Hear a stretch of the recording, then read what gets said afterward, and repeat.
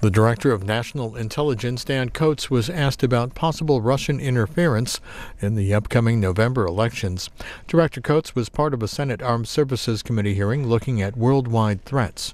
Members of the committee also asked about cybersecurity, North Korea, and terror threats.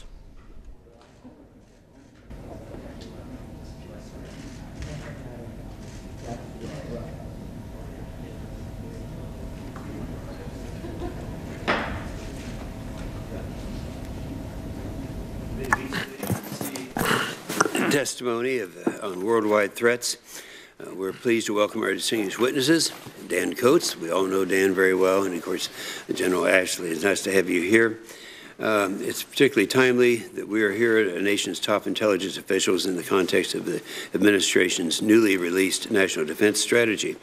I just returned from a CODEL with Senators Rounds, Ernst, Sullivan, and a member of the House Armed Services Committee, where we visited the Philippines, Taiwan, Korea, Japan, with the new threat that we're faced with in the South China Sea. Senior military and civilian defense leaders have long warned that our competitive advantage is eroding. We remember General Dunford said just the other day, he said that we are losing our qualitative and quantitative edge that we've enjoyed for such a long period of time.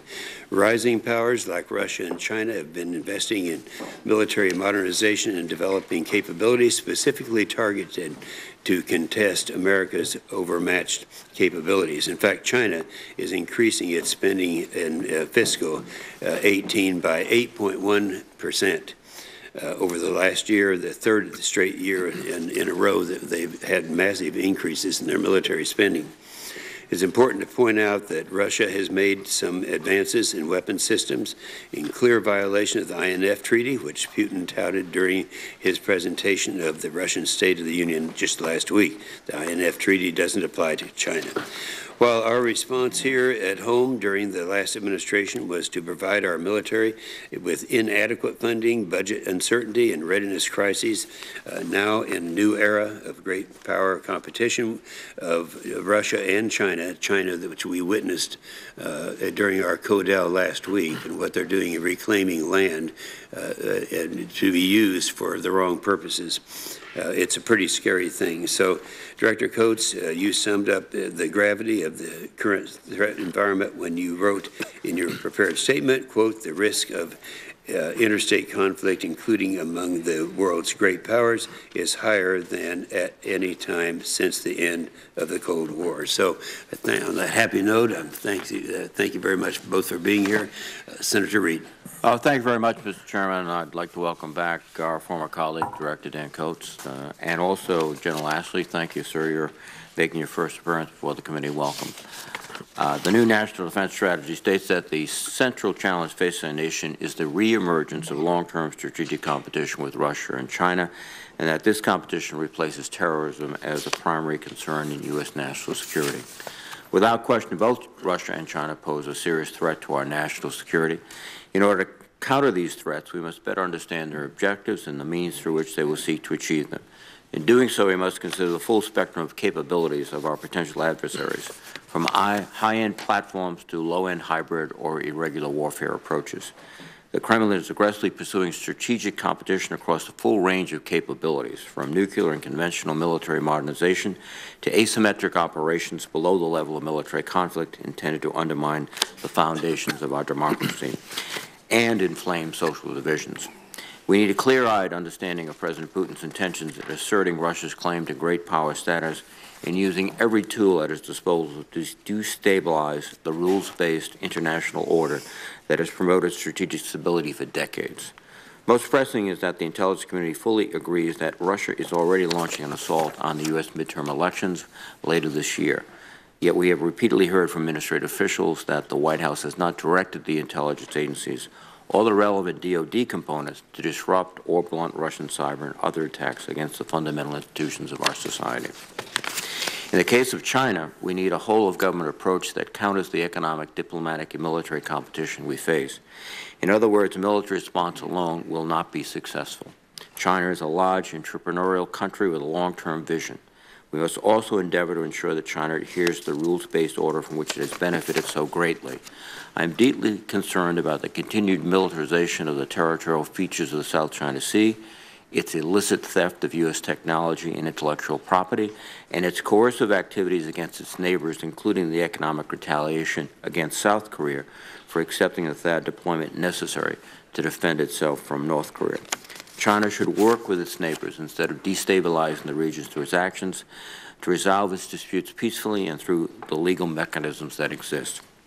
Great power competition may be the current geostrategic reality, but we must not neglect other equally complicated challenges. I believe it would be harmful to our national security if we exclusively focused on great power competition at the expense of the ongoing threats posed by rogue regimes, terrorist organizations, and other non-state actors and criminal organizations. For example, we face a clear and present threat from North Korea that must be contained and deterred. A preemptive war with North Korea would be a catastrophic event for the people of South Korea and the region. Instead, we must come up with a robust deterrent strategy that layers strong missile defense with strict sanctions and sustained diplomatic effort. We must also pursue a robust counterproliferation effort. Our strategy must be multilaterally and globally coordinated. We can contain the threat that North Korea poses without going to war if we engage in a consistent strategy and adequately resource our government agencies, especially the State Department, in the coming years. According to all reports, Iran is complying with its obligations under the Joint Comprehensive Plan of Action. However, Iran continues to play a destabilizing role in the Middle East through its development of ballistic missiles and support of proxy groups, particularly in Syria and Yemen. While the so-called physical caliphate previously enjoyed by ISIS has been dismantled, the group has not been defeated. ISIS-directed and inspired attacks will remain a persistent threat for some time to come.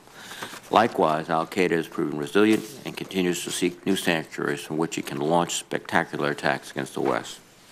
In Afghanistan, the coalition continues to confront a variety of threats from the Taliban-led insurgency, as well as the variety of militant groups that call South Asia home, many of which have proven resilient in the face of significant military pressure.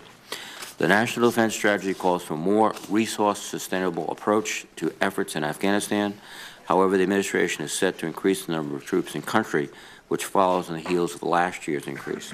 At the same time, we hear reports that countries like Russia may be seeking to expand efforts to engage with our adversaries in the Taliban, possibly to pay a spoiler to our efforts. It is clear that we are living in complex times, and I look forward to your testimony on these issues, and thank you for your service. Thank you, Senator Reid. Since a quorum is now present, I ask the committee to consider Lieutenant General Paul Nakasone, who appeared before this committee this last week, to be General and Director, National Security Agency and Chief, Central Security Service, Commander, United States Cyber Command, and Dr. Bennett Park to be Deputy Administrator for the Defense Nuclear Nonproliferation National Nuclear Security Administration. Is there a motion? I so move. Second? Second.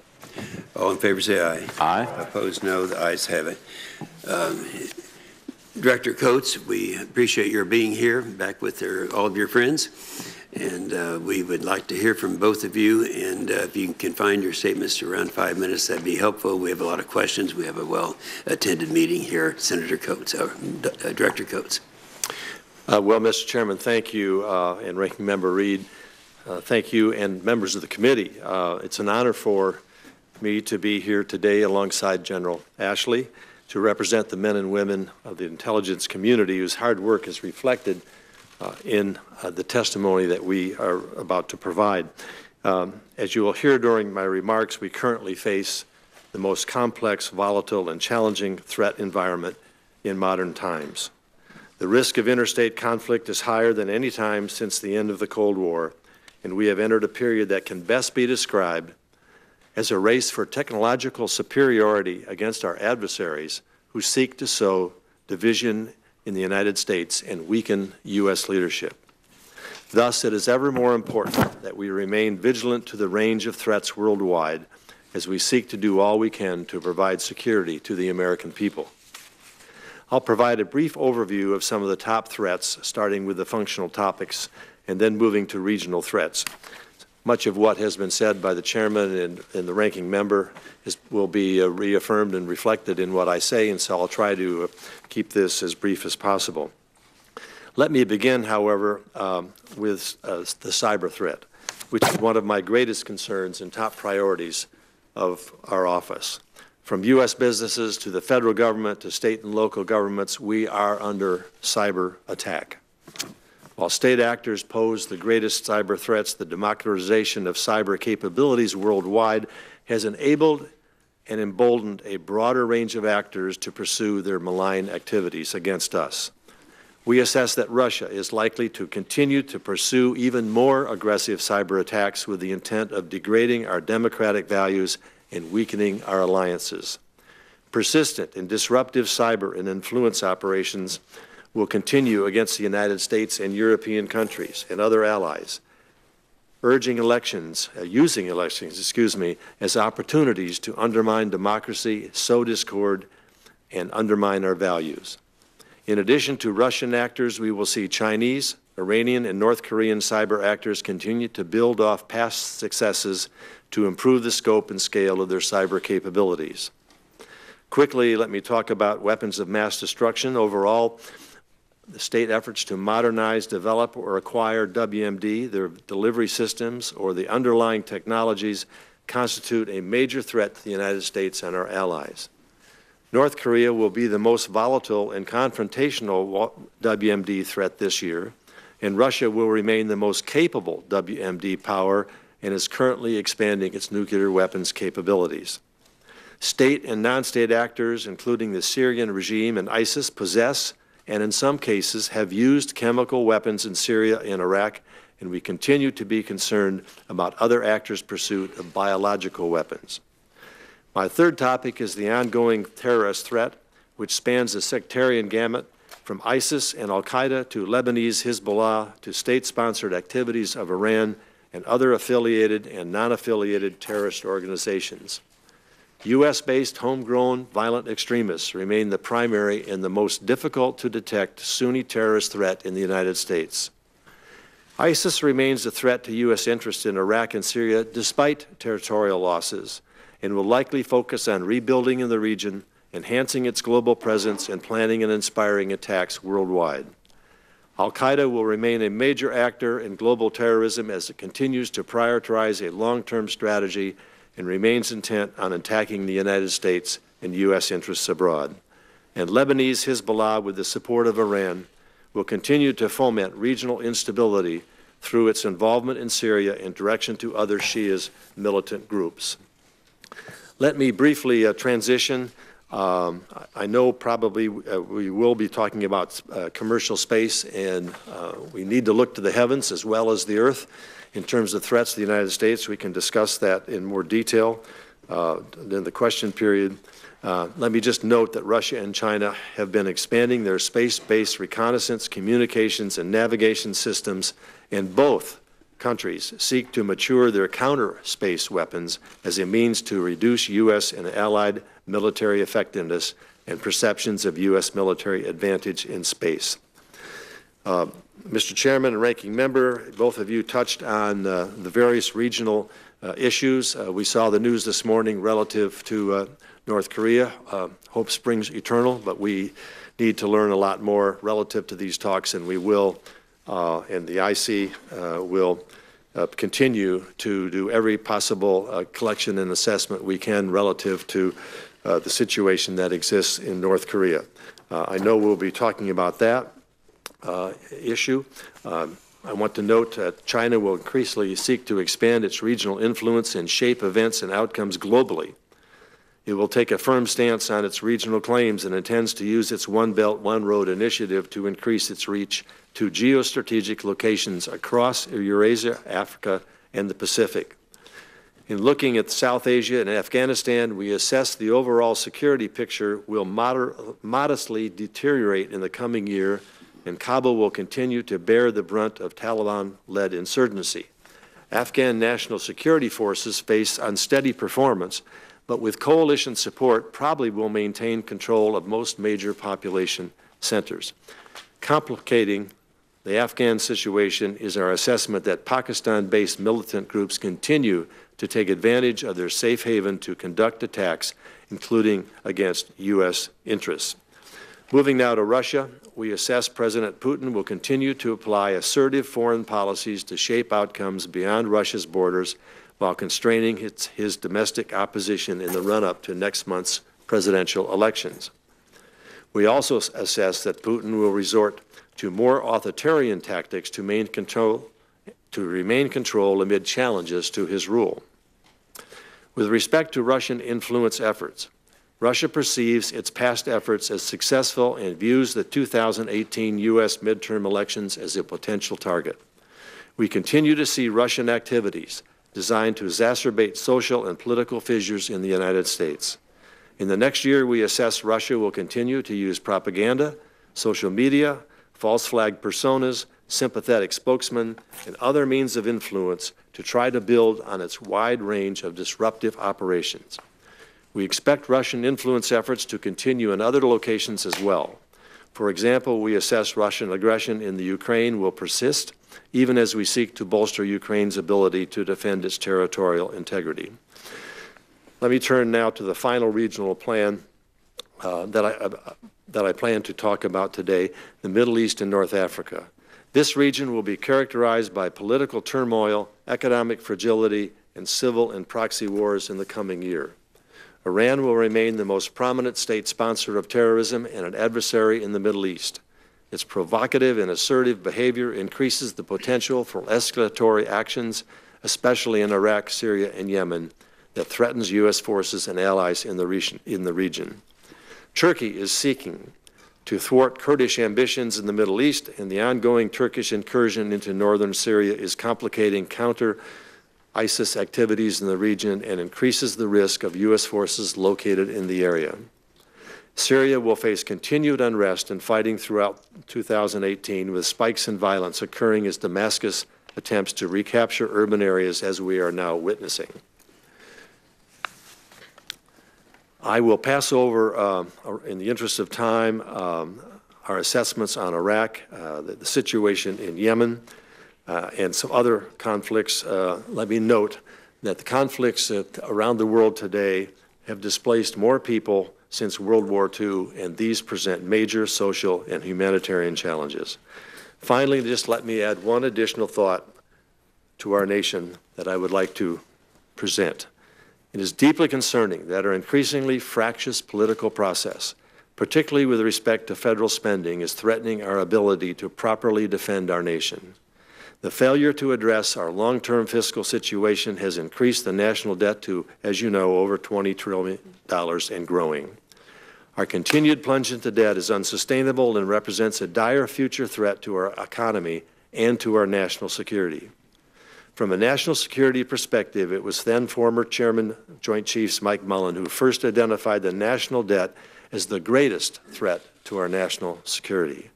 Since then, he has been joined by numerous respected national security leaders of both parties, including our current Defense Secretary, Jim Mattis. I believe it's vitally important for all of us to recognize the need to address this challenge and to take action as soon as possible before a fiscal crisis occurs that truly undermines our ability to ensure our national security. With that, I will turn this over to General Ashley, and then we will be ready for his remarks, and we'll be ready to take your questions. Thank you, Director Coates. General Ashley. Chairman Inhofe, Ranking Member Reed, and members of the committee, thank you for the opportunity to provide the Defense Intelligence Agency's assessment of the global security environment and address the threats confronting the nation. My statement for the record details a range of challenges, competitors, threats, foreign military capabilities, and transnational terrorist networks. In my opening remarks, I'd like to just briefly address a few of these areas. North Korea. North Korea is a critical threat to the United States and our allies in Northeast Asia. North Korean leader Kim Jong-un has pressed his nation down a path to develop nuclear weapons and deliver them with ballistic missiles that can reach South Korea, Japan, Guam, and the United States.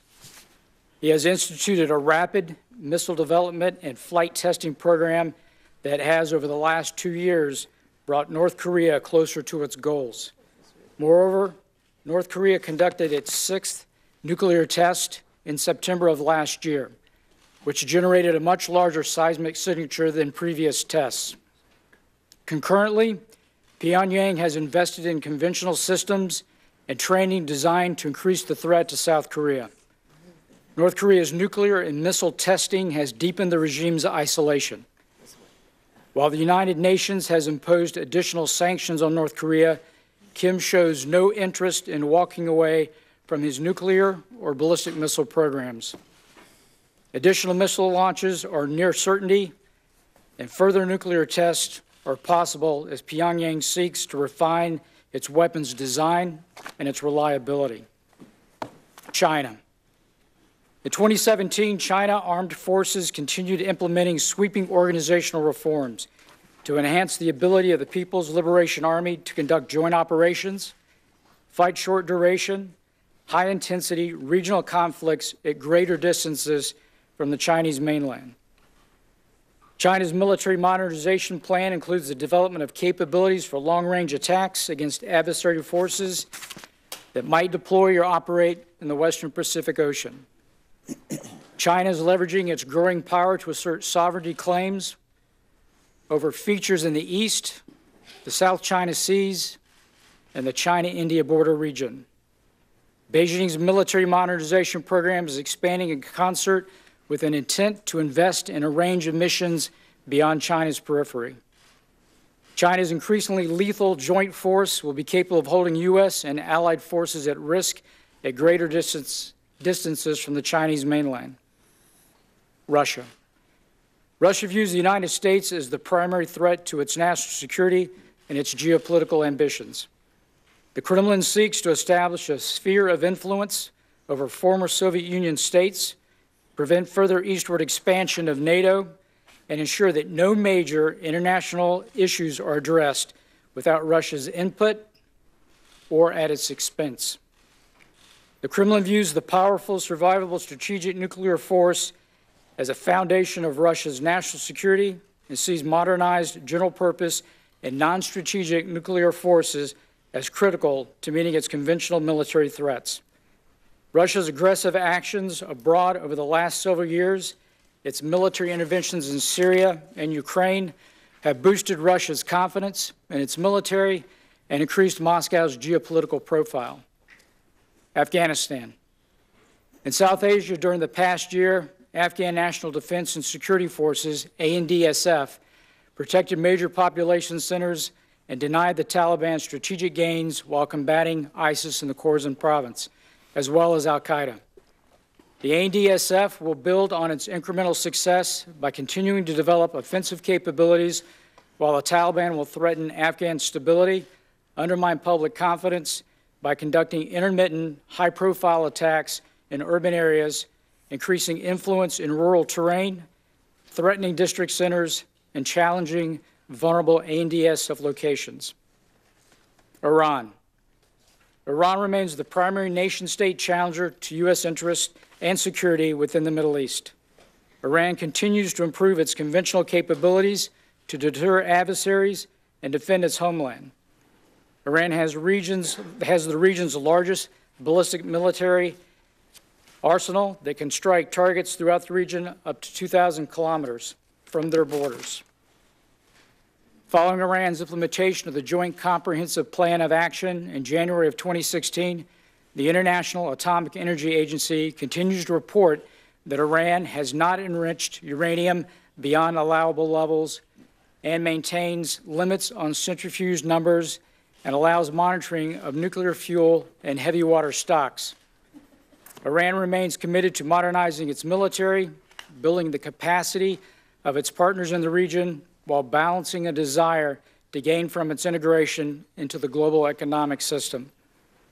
Cyber.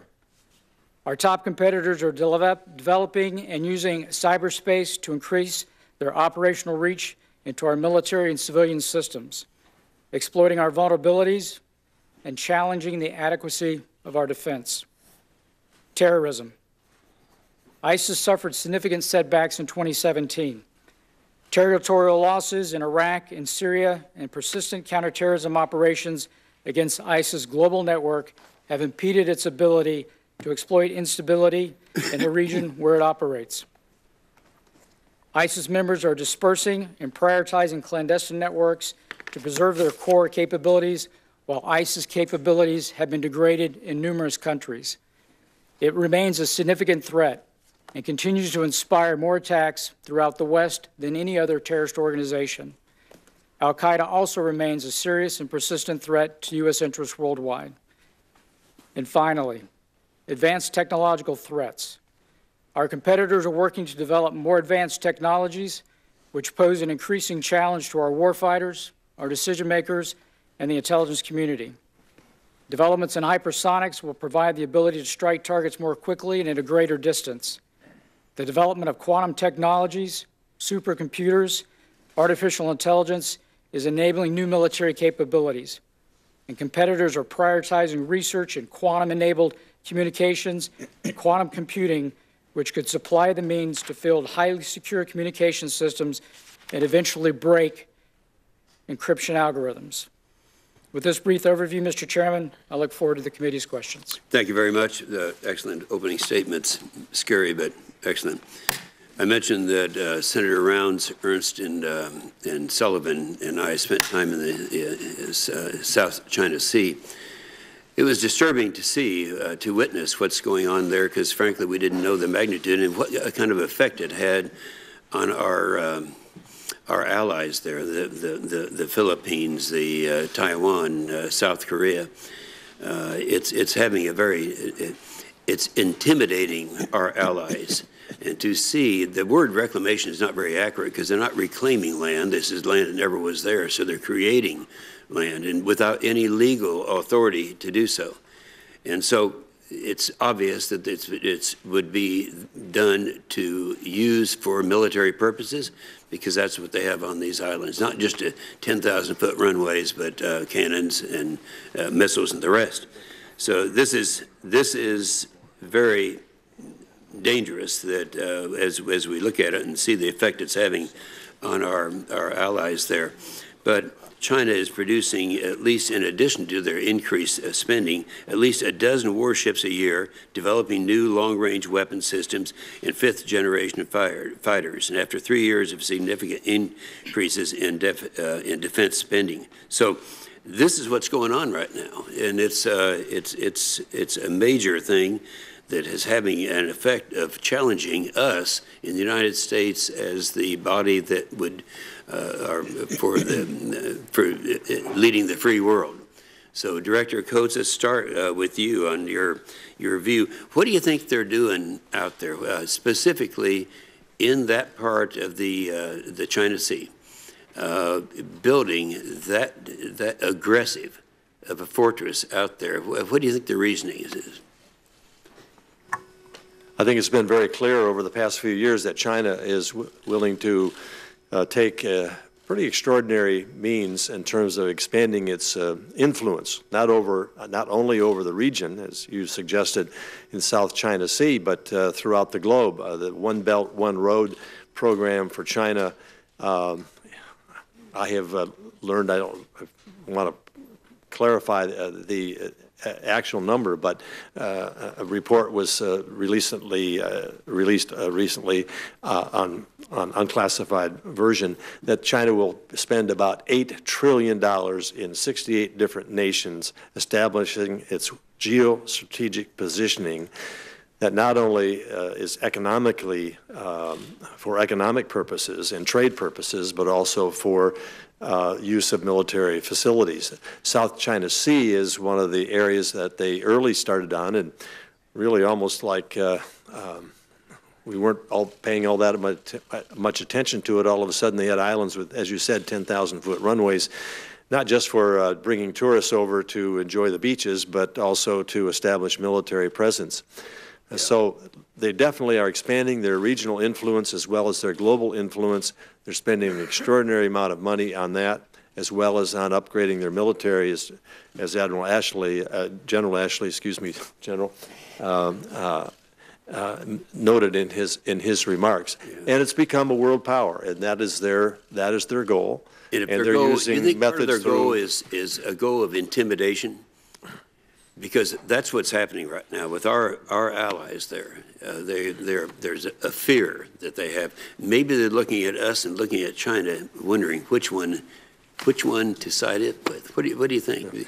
Well, I've traveled to Asia, and I've talked with countries that are allies of the United States and want to be allies of the United States, but they fear the influence of China. They use a lot of loans, provide a lot of credit to these nations that is very attractive, nations that don't have those resources to build roads, to build facilities, but it is for a design purpose, and I think that is a threat to the future of America's influence around the world. Yeah, I agree. General Ashley, the statement that was made, I used that in my opening statement, by our president back when Kim Jong-un made the threatening statements about what he was going to do with his nuclear button. And people were critical of our president, but he was saying something that came from the heart and was a reality in terms of the power that he has as president of the United States, and it worked. I mean, it was a matter of hours after that they contacted South Korea and said, we're going to join you in the Winter Olympics. Well, we were over there and we watched the effect that it had on people, and I agree when you said hope springs eternal. There's no reason to believe that Kim Jong-un is going to be a changed person. But I think the news last night that he's actually made a response to the message that was sent in that he's ready to negotiate, he's ready to stop his nuclear activity and testing. Do you share my somewhat optimistic view of what happened, General? Senator, right now I don't share your optimism. That's kind of a show me. Mm-hmm. And so we'll see how this plays out. There could be a number of... Okay, we'll write that down. We'll see who's right and who's wrong. Senator Reid. Thank you very much, Mr. Chairman, and thank you both, gentlemen, for your service, your testimony. And Director Coates, I've always appreciated your candor, your intellectual honesty as a colleague and a friend. And today you started off by citing cyber as one of your major concerns, and particularly Russian encroachment in our elections. And we have asked other members of the intelligence community what's being done and haven't heard much about what's being done. It really begs the question, what are we doing? So let me just, to your knowledge, are you aware of a formal meeting of the NSC in which this issue was not only discussed, but formal recommendations to counter this malign activity were presented to the President for decisions? Are you aware of anything like that? Senator, there are ongoing discussions among a number of our agencies, Department of Homeland Security, Department of Defense, the State Department, and others relative to the cyber threat. Our office recently met with 3 of the most current agencies dealing with this, NSA and others, to talk about the effect of cyber on the upcoming elections, but as well as the impact of that. It's a whole-of-government approach. I have discussed it personally with the President of the United States. He has said, I assume you're doing your job, all of you who head up these agencies relative to cyber, but if you need for me to say, direct you to do it, do it. That's since we had our discussions on the threat assessment with the CISI. Yes, sir. So it is a top concern. The White House is engaged and has been. Tom Bossett's office, Rob Joyce and others have been leading that effort there. But it is a current discussion underway in terms of how we best address not only the defense, but how do we look at ways to respond to this to prevent us from being vulnerable to attacks. Again, I just comment is the discussions I think are ongoing. It's just the plan of action and the direction to take action seems to be missing, and somewhere in that is ultimately the President. That's the nature of his office, the nature of our Constitution. I would agree with that, Senator, but I think working with the Congress also, much of the time in my last term here in the Senate was working to try to identify legislative action regarding critical infrastructure and putting a cyber plan in place. And I think this is something whole of government. The executive has to work with Congress to decide what policies we would provide. It has to be whole of government, Homeland Security, Department of Defense, but you know, it starts at the top, if we're going to get anything done. And let me just ask change subject for a moment. Is that I've had the opportunity to travel overseas the last several months visiting U.S. forces, South Korea, Djibouti, Somalia, and Jordan. One of the disconcerting discoveries is that we do not have an ambassador in South Korea. We do not have an ambassador in Jordan. We do not have an ambassador in Somalia. We have troops in contact in Somalia. We have critical equities in all these other countries. Does it disturb you that we don't have the State Department engaged like that across the globe in terms of our national security and your intelligence operations? Well, as a former ambassador, I like to see ambassadors get nominated and confirmed. But that really is a question for Secretary Tillerson and the State Department to address. There has been ongoing discussions on that, but I don't have any inside knowledge as to in terms of the decision-making process. Thank you. General Ashley, again, thank you for your service. And you point out that the Chinese are investing a huge amount of money in quantum computing, and if this technology is realized, it would be revolutionary. And I say that, emphatically, in terms of encryption, in terms of identifying vessels underwater, et cetera. Do you think the United States is putting sufficient resources behind this effort? Again, whole of government effort. Yeah, I can only speak to where the Chinese investments are going in that assessment. I can't speak to where we are as a nation and where we're investing. I could elaborate on the Chinese aspects of that. Are you making the depth, the scope of this investment clear to your colleagues that do have, the responsibility to inform leaders about what we should be doing? Senator, we are. Okay. Thank you very much. Thank you, Mr. Chairman. Senator Rounds. Thank you, Mr. Chairman. Gentlemen, first of all, let me thank you for your service today to our country.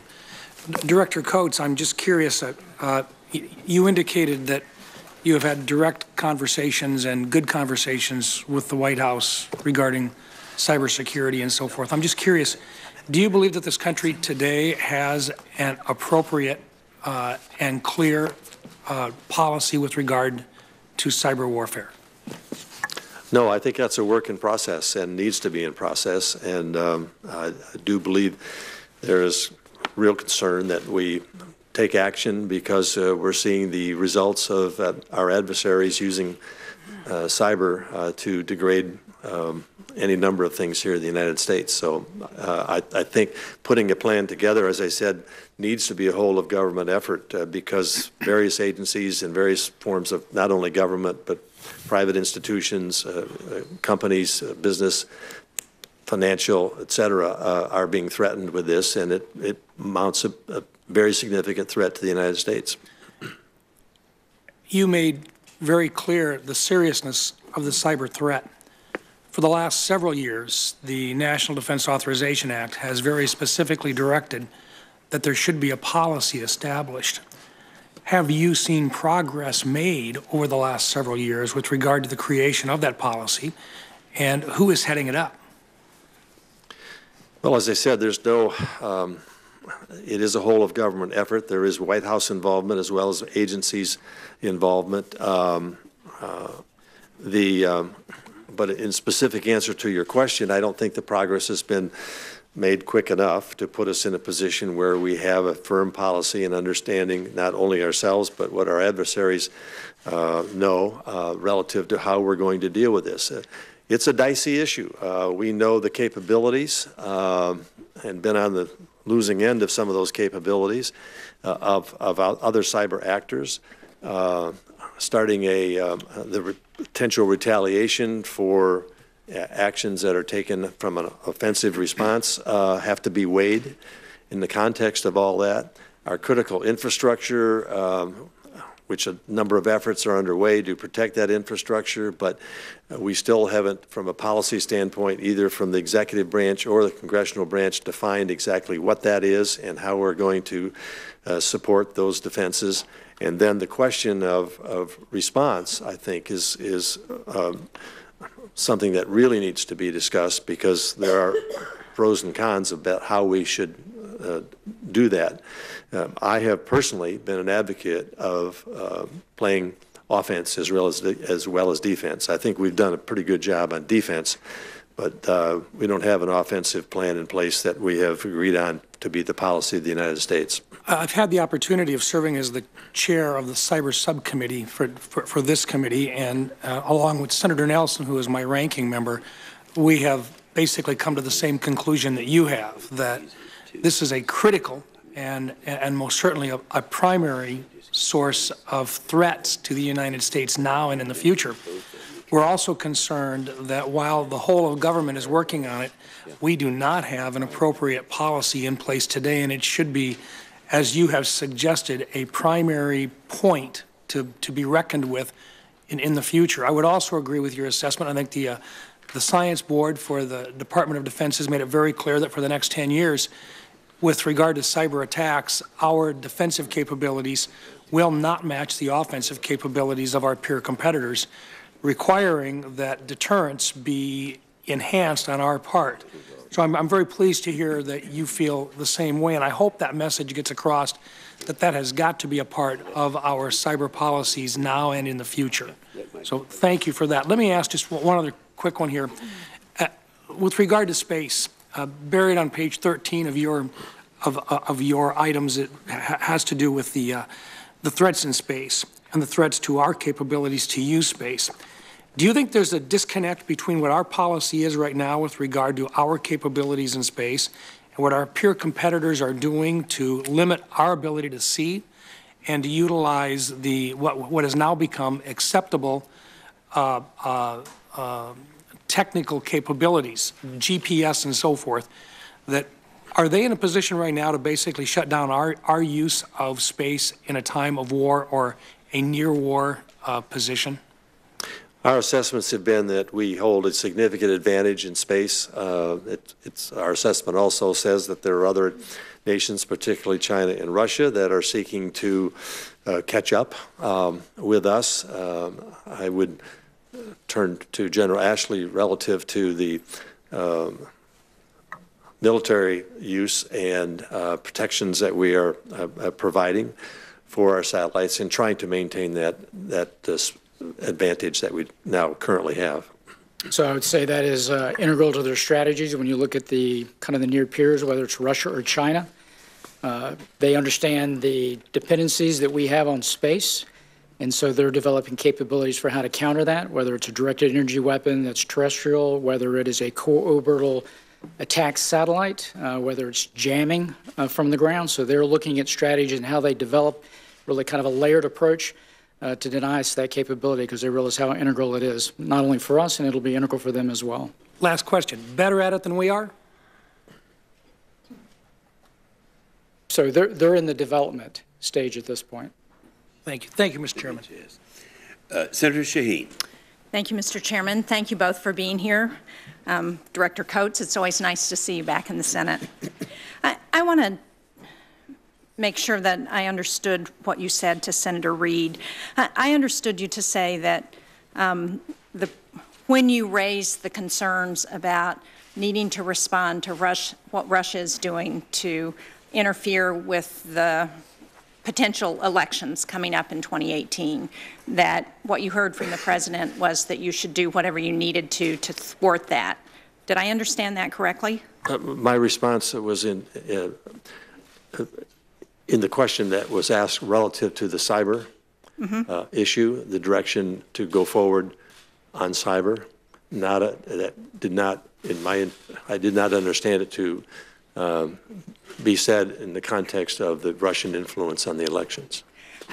So you haven't heard anything then from the White House or the administration about directly responding to interference that we've heard testimony from a number of intelligence officials who have said that there is currently interference going on from Russia into our upcoming election cycle for 2018, and you haven't had any direction from the White House or the administration to respond to that.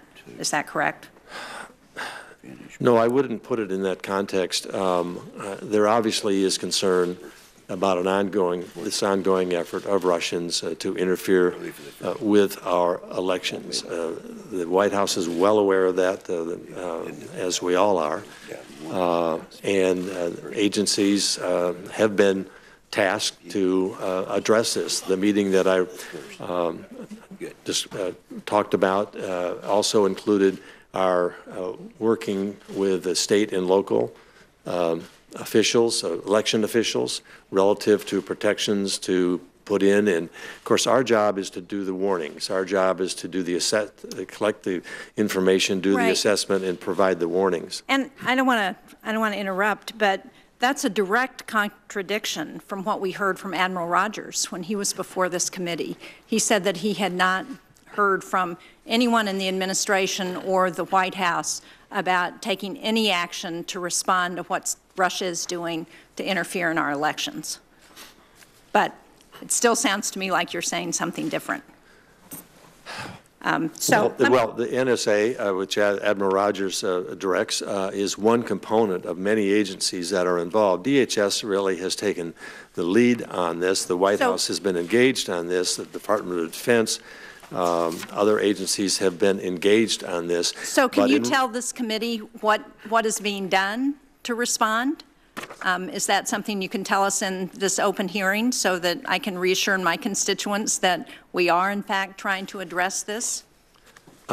Much of what is being done or is being examined to be done would fall in a classified area that I would be happy to address in a classified session. But Mr. Chairman, I would urge you and the ranking member to hold a classified briefing for this committee so that we can hear firsthand what's being done to respond. Let me ask you, General Ashley, to change the subject a little bit.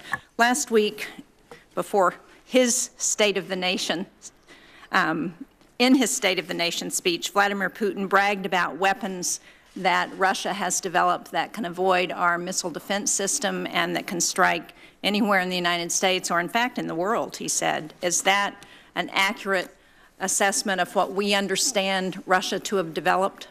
So let me put the kind of his State of the Union into context. Obviously, an election year is coming up, and it was really for consumption of a domestic audience. But I will say that we're aware of the systems that he spoke about. They are in a research and development phase, and any further discussion, I'd have to go to a classified session. We could talk about those. Well, again, I hope we will have the opportunity to hear about that in a classified session. As you know, that got a lot of attention in the United States and a lot of concern. Can I also ask you both, when you talked about the threat from weapons of mass destruction, you talked about sarin gas in Syria, but there was no mention made of chlorine gas attacks in Syria, which we know are happening almost regularly now. Is that something that we also consider a weapon of mass destruction, and how are we responding to that? We do consider that as a weapon of mass destruction. Probably more use of chlorine than sarin. We are currently assessing this recent attack. We do not have full information yet relative to each side is blaming the other. We don't have the assessments made yet, but we are very concerned about this. And I can, as you saw the President's response to the attack last year, this is something that is under serious discussion as we speak, but again, something that needs to be discussed in a classified session. Well, again, I do remember the President's response last year, and that's why I raise it, because given the serious humanitarian conditions that are happening in Syria, for us to allow those weapons of mass destruction, those chemical attacks to continue, I think goes against all humanitarian assessment of what we should be doing. I couldn't agree more. Thank you. Thank you, Mr. Senator Ertz. Thank you, Mr. Chair. Director Coates, General Ashley, very good to see you again. Thank you for your service. Director Coates, I'd like to start with you, please. In your opening statement, you note that U.S. allies and partners' uncertainty about the willingness and capability of the United States to maintain its international commitments may drive them to consider reorienting their policies, particularly regarding trade, away from Washington. And as we await the President's decision on imposing tariffs on steel and aluminum, I believe that it is important that we consider any national security implications that this might have, those tariffs. The National Defense Strategy states that the U.S. needs to strengthen current alliances and foster new partnerships in order to combat threats around the globe. And just from your perspective, Director, what message do you think this tariff would say to our allies and partners? And can you explain how our relationships with other countries can aid in our national security efforts? Well, the threats that we see around the world obviously need to be looked at in the context of who's on our side and who are adversaries, and how we can better maintain relations with our allies in order to address these. When General Mattis talked about we're trying to address some of these situations through by, with, and through, it means working with allies. Obviously, trade is one of many, many threads of that tie us together.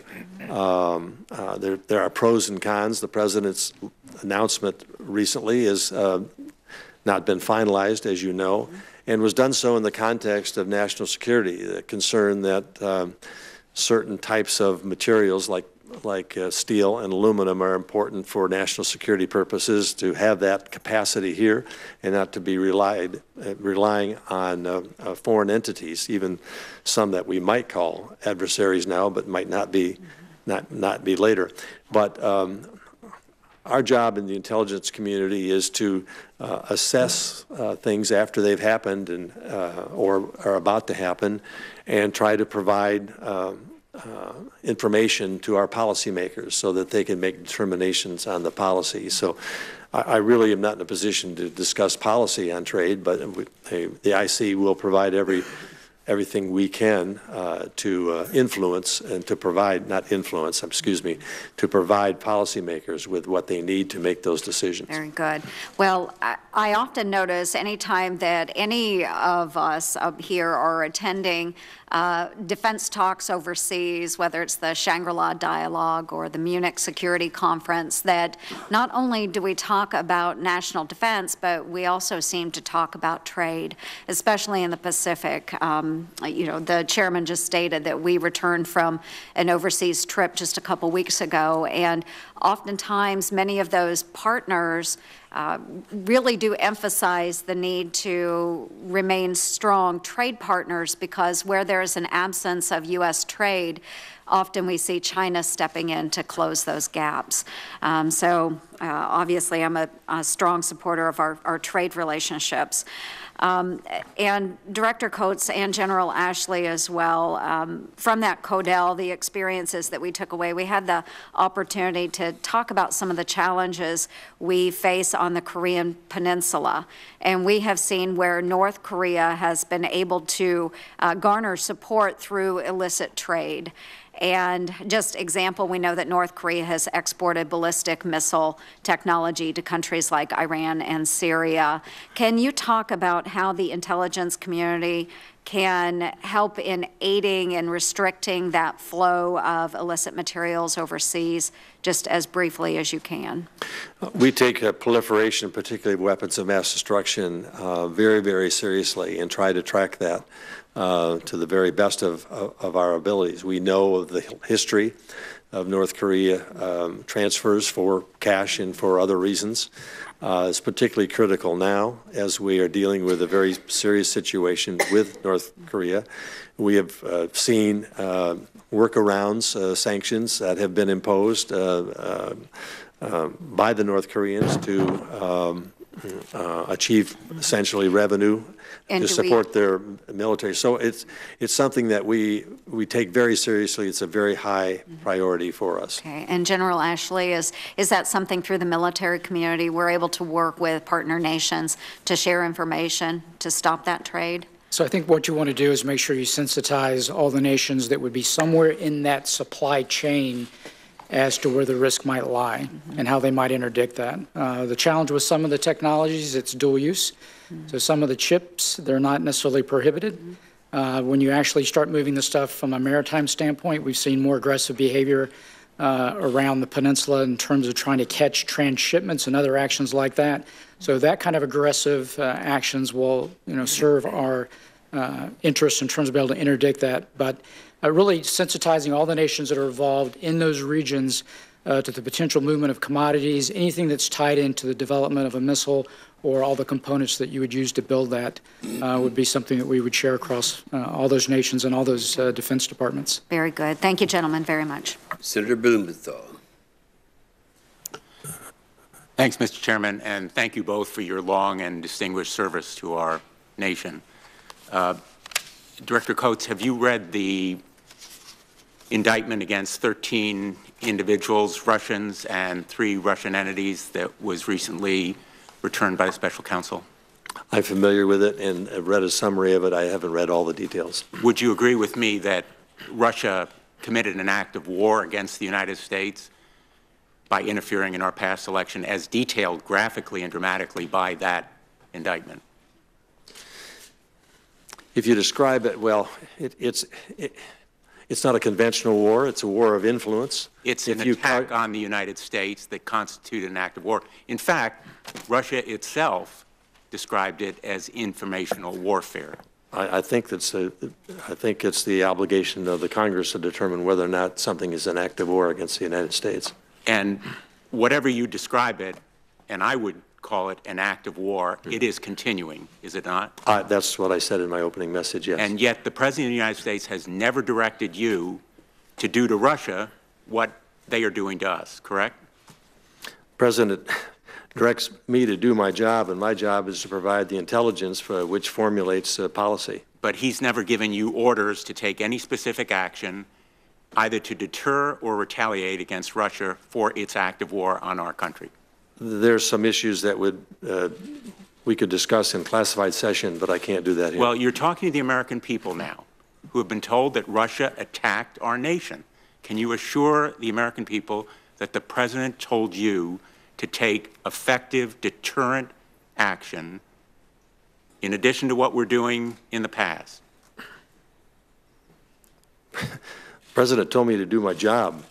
My job is to collect, to oversee the 17 intelligence agencies that we have and provide that intelligence information to the President and to our policymakers. I apologize for interrupting. He never instructed you either to counter, deter, to retaliate, to take any action, or to devise a plan against Russia. These are issues that I would like to discuss in a classified session relative to this, and well, I think the American people deserve to know whether, in fact, the President directed his top intelligence officials to effectively counter this continuing act of war on our country. Let me shift questions, if I may. I'm sure you're aware of both public and private information that at least 4 countries discussed how to influence and manipulate certain officials of the administration, in particular Jared Kushner. I've seen that leak. Mm-hmm. They discussed how to manipulate Jared Kushner through his business arrangements, his family's financial difficulties, his lack of policy experience. Can you assure us that you are taking effective action to protect our national security against that manipulation? We are doing everything we can to protect the United States citizens from harm from abroad, including what you have just described. Once again, we provide the intelligence that provides information to our policymakers to make decisions as to how to go forward. Jared Kushner no longer has access to top secret classified information, but he continues to have access to secret information, correct? He has a temporary security clearance, as do several others. General Kelly has taken the position that we need to shorten that list. It's in process right now, but these decisions are made by the FBI. I mean, these clearances are cleared by the FBI. Isn't his continuing access to that information a threat to our national security? I don't believe it's a threat to our national security. No, I don't, because he now has, under General Kelly's direction, had a temporary access to some types of information, but not to highly classified information. Senator Grassley and I have written to both the White House, Don McGahn, and to the Director of the FBI, Christopher Wray, asking for a full explanation of the continuing security clearance process, because I continue to believe, speaking only for myself, that it continues to be defective, and I hope you will cooperate in that review. We certainly will cooperate from an intelligence standpoint for that review. And can you assure us that you will take action in the event that any foreign government seeks to manipulate a member of the White House staff? Well, once again, I want to just make clear that taking action is a policy decision. We provide the information, the truth to power, the truth to those who make those policy decisions. To the extent that the intelligence community can participate in those actions, that has to be formulated through policy. But you'll make recommendations? We're very much a part of all these discussions, yes. Thank you, Mr. Chairman. Senator Fisher. Thank you, Mr. Chairman. Welcome, gentlemen. If we could gear this back to some worldwide threats that we're facing as a country, I know in the recently released nuclear posture review, it was stated that Russia mistakenly assesses that the threat of nuclear escalation or actual first use of nuclear weapons would serve to de-escalate a conflict on terms favorable to Russia. That's commonly referred to as an escalate to de-escalate strategy, and since the document's release, some, the Russian government in particular, have disputed this assessment, and they deny that Russia has such a strategy. General, I would ask you, do you agree with the NPR's assessment that the escalate to de-escalate strategy reflects Russian doctrine? Senator, I do. That has been part of their doctrine for some time. I understand that since we are in an unclassified form, we can't discuss in great detail how you arrive at that conclusion, but in general, is it fair to say that this strategy is reflected in their military exercises, statements of senior leaders, and development of military capabilities? So let me kind of give an overarching in terms of what they think about when they think about their nuclear triad. That is integral to their deterrent strategy. And it's the same kind of triad that we have, but when you talk about non-strategic nuclear weapons, it really is, it's escalate to de-escalate, and it's been couched in different terms, escalate to dominate or escalate to have conflict termination. And the strategy there is that you create a pause, in this case a strategic pause, where you're back into talks and discussions within the conflict. And where I would see them using this, it would be a situation where Moscow saw their national vital interest, actually Russia proper, was at risk. And in the NPR, it does state in there that a limited first use could paralyze the United States and NATO, that the Russians do believe that that would happen, and then it would end a conflict on terms favorable to Russia. Do you agree with that statement in the NPR?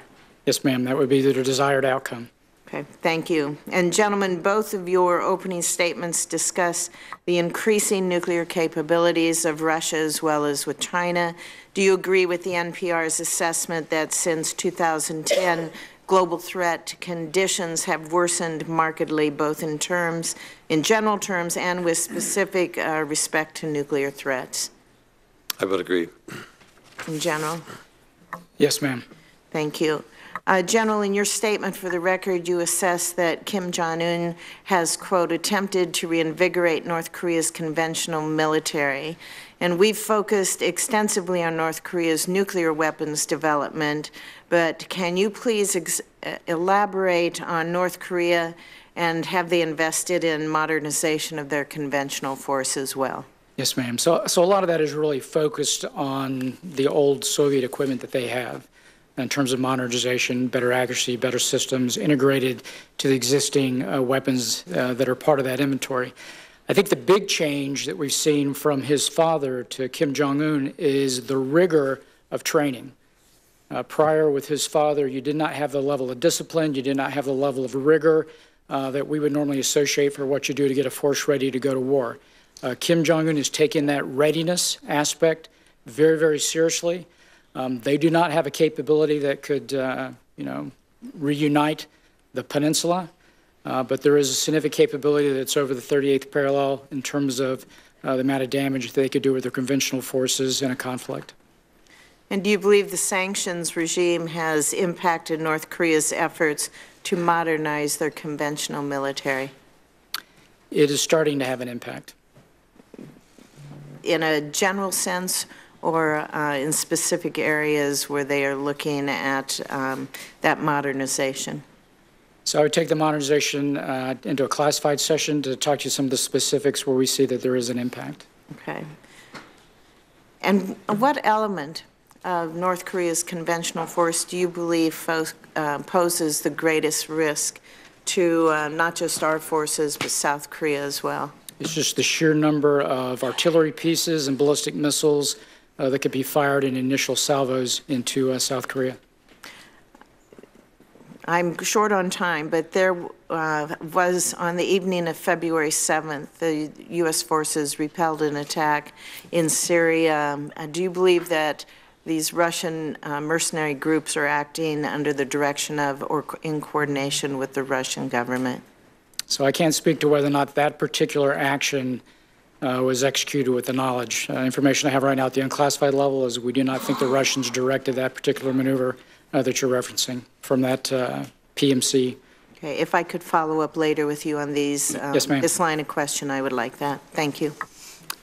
Thank you. I want the members to be aware we do have 2 votes coming up at 11 o'clock. It'll be the intention of Senator Reid and me to work through this. Senator Wicker will be voting early on the first vote and then coming up to chair it while I go back for the second and third. I think we'll do this together. Senator Hirono. Thank you, Mr. Chairman. Director Coates, you and others have testified that it is a fact that Russia is continuing its efforts to interfere with our elections. Admiral Rogers last week testified that he had no specific authority to counter these efforts, and both you and he pointed out that Homeland Security is the lead agency I assume, to counter the Russian efforts to interfere with our elections. My understanding is that the Department of Homeland Security is working with the state elections people to make sure that the elections infrastructure are not, will not be vulnerable to hacking by Russians. But who's responsible to counter the use of social media by Russians to conduct what they call informational warfare? Is this also Department of Homeland Security's responsibility? Well, as I said earlier, this is more of a whole of government and effort here. DHS plays the primary role, but other agencies are involved.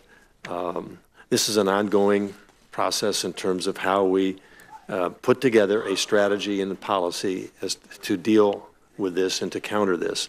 I'm not aware. Each agency is well aware of the need that is impacted, is well aware of the need to do this. But as I did say, one coherent strategy work between the executive branch and the congressional branch has not been put in place yet. Well, that's the thing. So our concern is who's in charge here? Who is the lead entity to bring everybody together, because you have Homeland Security, you have Cyber Command, you have FBI, you have a lot of entities, and somebody has to take the lead. And, you know, this is in the context of $120 million that the State Department was given specifically to deal with the Russian interference with our elections, and they have not spent a dime. So should the State Department be the lead agency to come up with a whole of government approach to the Russia's continuing interference, noting also that the 2018 elections are right around the corner? Why do we not have a whole of government strategy already in place? Well, as I said, it is in process. The White House is actively engaged. The office of Mr. Bossert and Rob Joyce, this is a high priority for them, so they're working through that through the National Security Committee. It is a topic that we understand has to be addressed, and we are addressing. We see this continuing influenced by the Russians, and we want to be not only defensively ready, we're working with states and local election officials. So I don't have a specific answer to your specific question, which is which agency or which individual person is taking the lead at this point. Don't you think there should be a lead agency, maybe the State Department, which has $120 million to do the exact thing we're talking about? Well, I think that's a decision that has to be made by the President and the White House, and what is being undertaken as we go forward here probably will lead to that. We do have a Cyber Command through the military, which you just confirmed the new incoming director of that. So. I hate to interrupt you, but I'm running out of time. But I think the conclusion is that this is not a top priority for the President. You're doing your very best to be very statesmanlike about it. I have a question for you regarding the most recent reports that South Korean officials are saying that North Korea is willing to begin negotiating with the United States on denuclearization, and they're planning an April summit between the two leaders. What are your thoughts on North Korea's perceived willingness to negotiate their nuclear capabilities? And I know, General Ashley, you have some doubts about this. And what do you believe should be the U.S. role as these discussions continue? If you can start with your response. We'll know a lot more in a few days as our envoys come back and give us, as well as the South Koreans come back and give us the details of what was discussed. I happen to have a long history here in a previous life of watching both Democrat and Republican administrations trying to reach agreement with North Korea on the nuclear question. All efforts have failed. We know that Kim Jong-un is, while he's unpredictable, he's also very calculating. We know that he views possession of nuclear weapons as essential to his well-being as well as the well-being of his nation. He has repeated that, stated that over and over.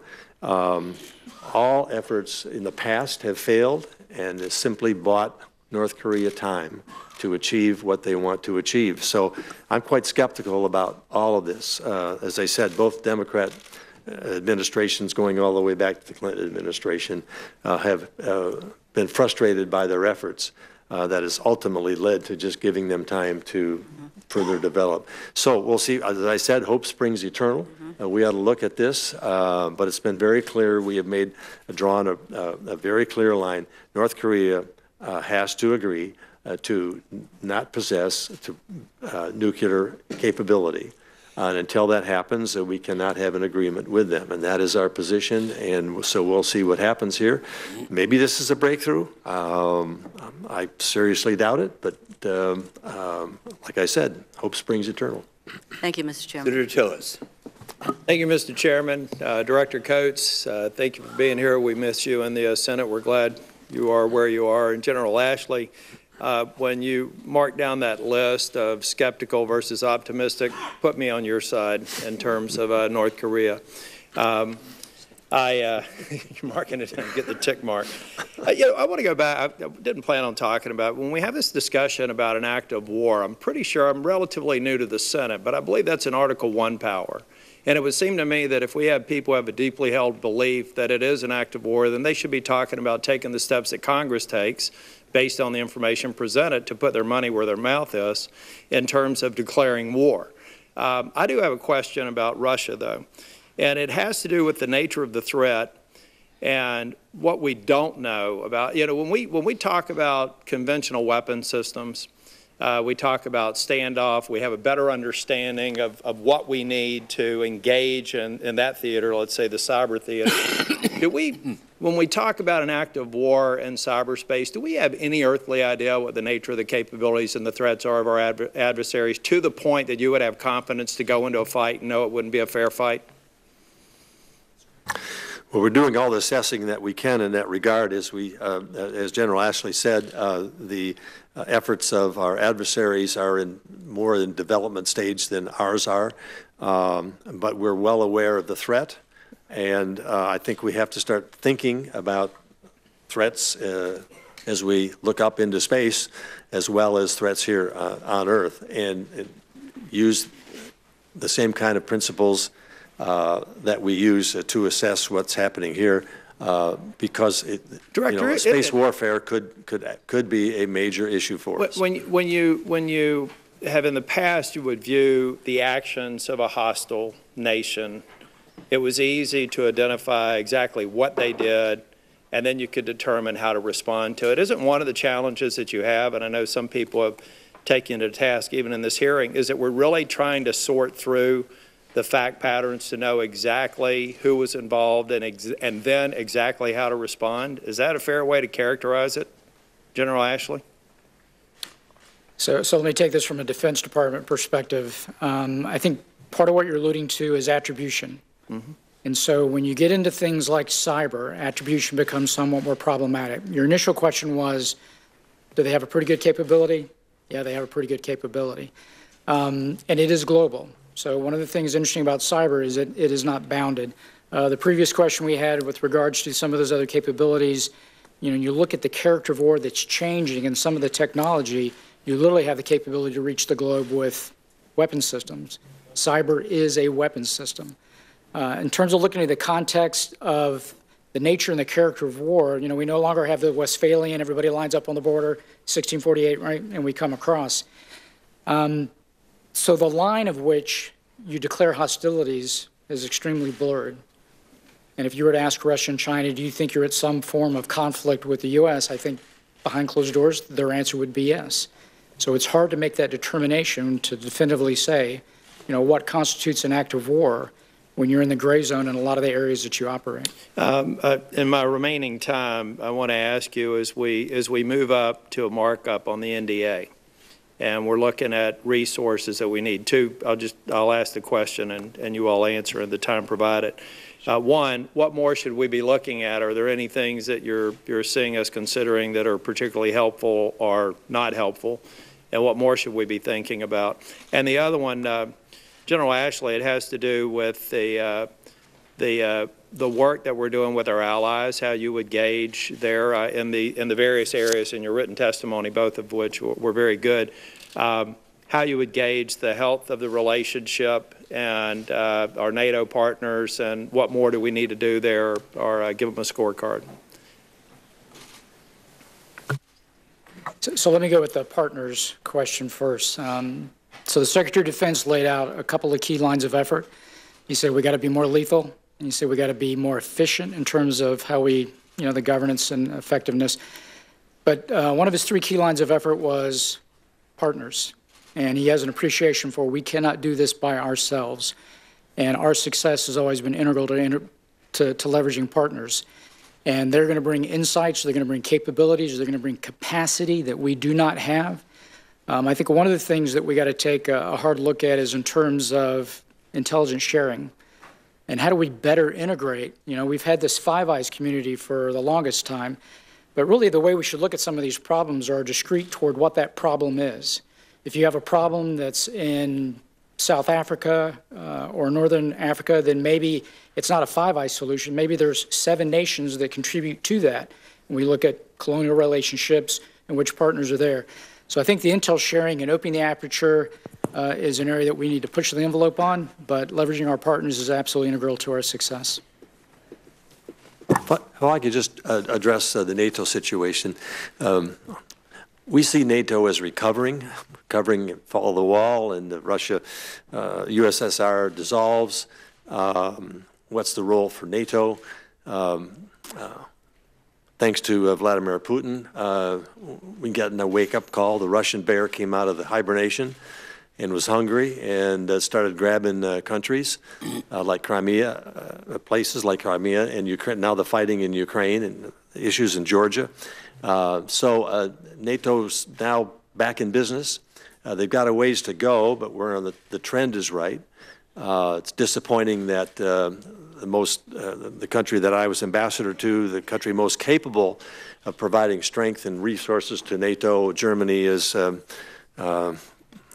not living up to its punching up to its weight. And with the election that just took place, this doesn't point to any additional move in the right direction. However, having said that, there are a number of nations, particularly border nations, that are upping their game on this. There are exercises that are taking place. I've got a grandson who's a airborne ranger, and he's been in these exercises over on the border nations of Europe and Russia.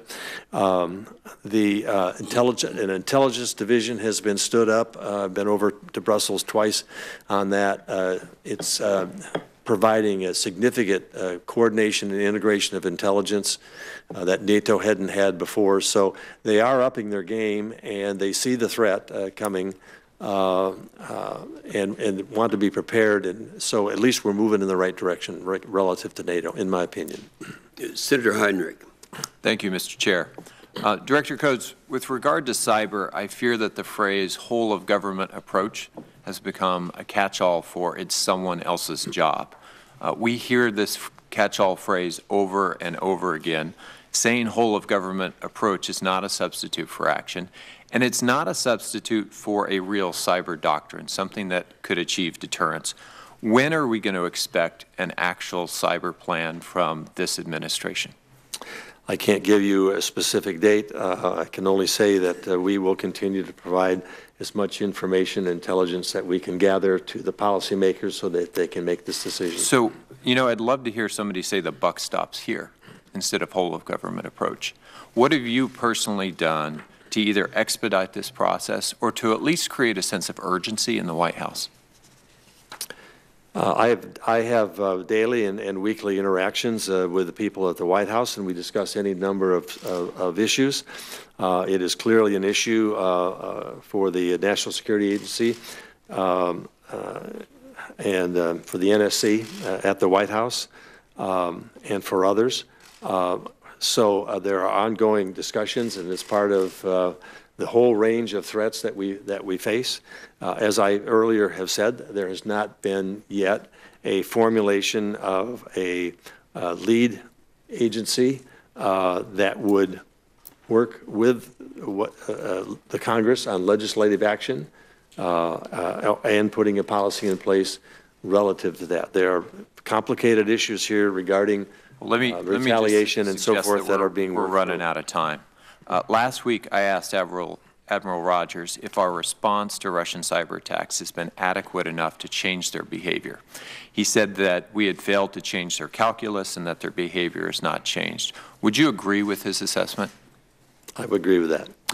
Do you believe it's possible to change someone's behavior, particularly someone like Vladimir Putin, without imposing some sort of cost on them for their actions? I believe that. How should we impose those costs on Russia? Well, that's the question. And the question is, how do you assess the retaliation and the impact and what it might lead to? And I think that is the operative question that has to be addressed. I couldn't agree with you more. Would sanctions be an appropriate response? Because this body passed a law nearly unanimously that required that the president sanction individuals with financial ties to Russia's defense and intelligence sectors, or at least waive sanctions by certifying that Russia has reduced their cyber attacks against the United States. Both of you told me a few weeks ago that the intelligence community is still seeing activity in the run-up to the 2018 elections. And I think your phrase, Director Coates, was the United States is under attack. So why on earth hasn't the administration found anyone to sanction?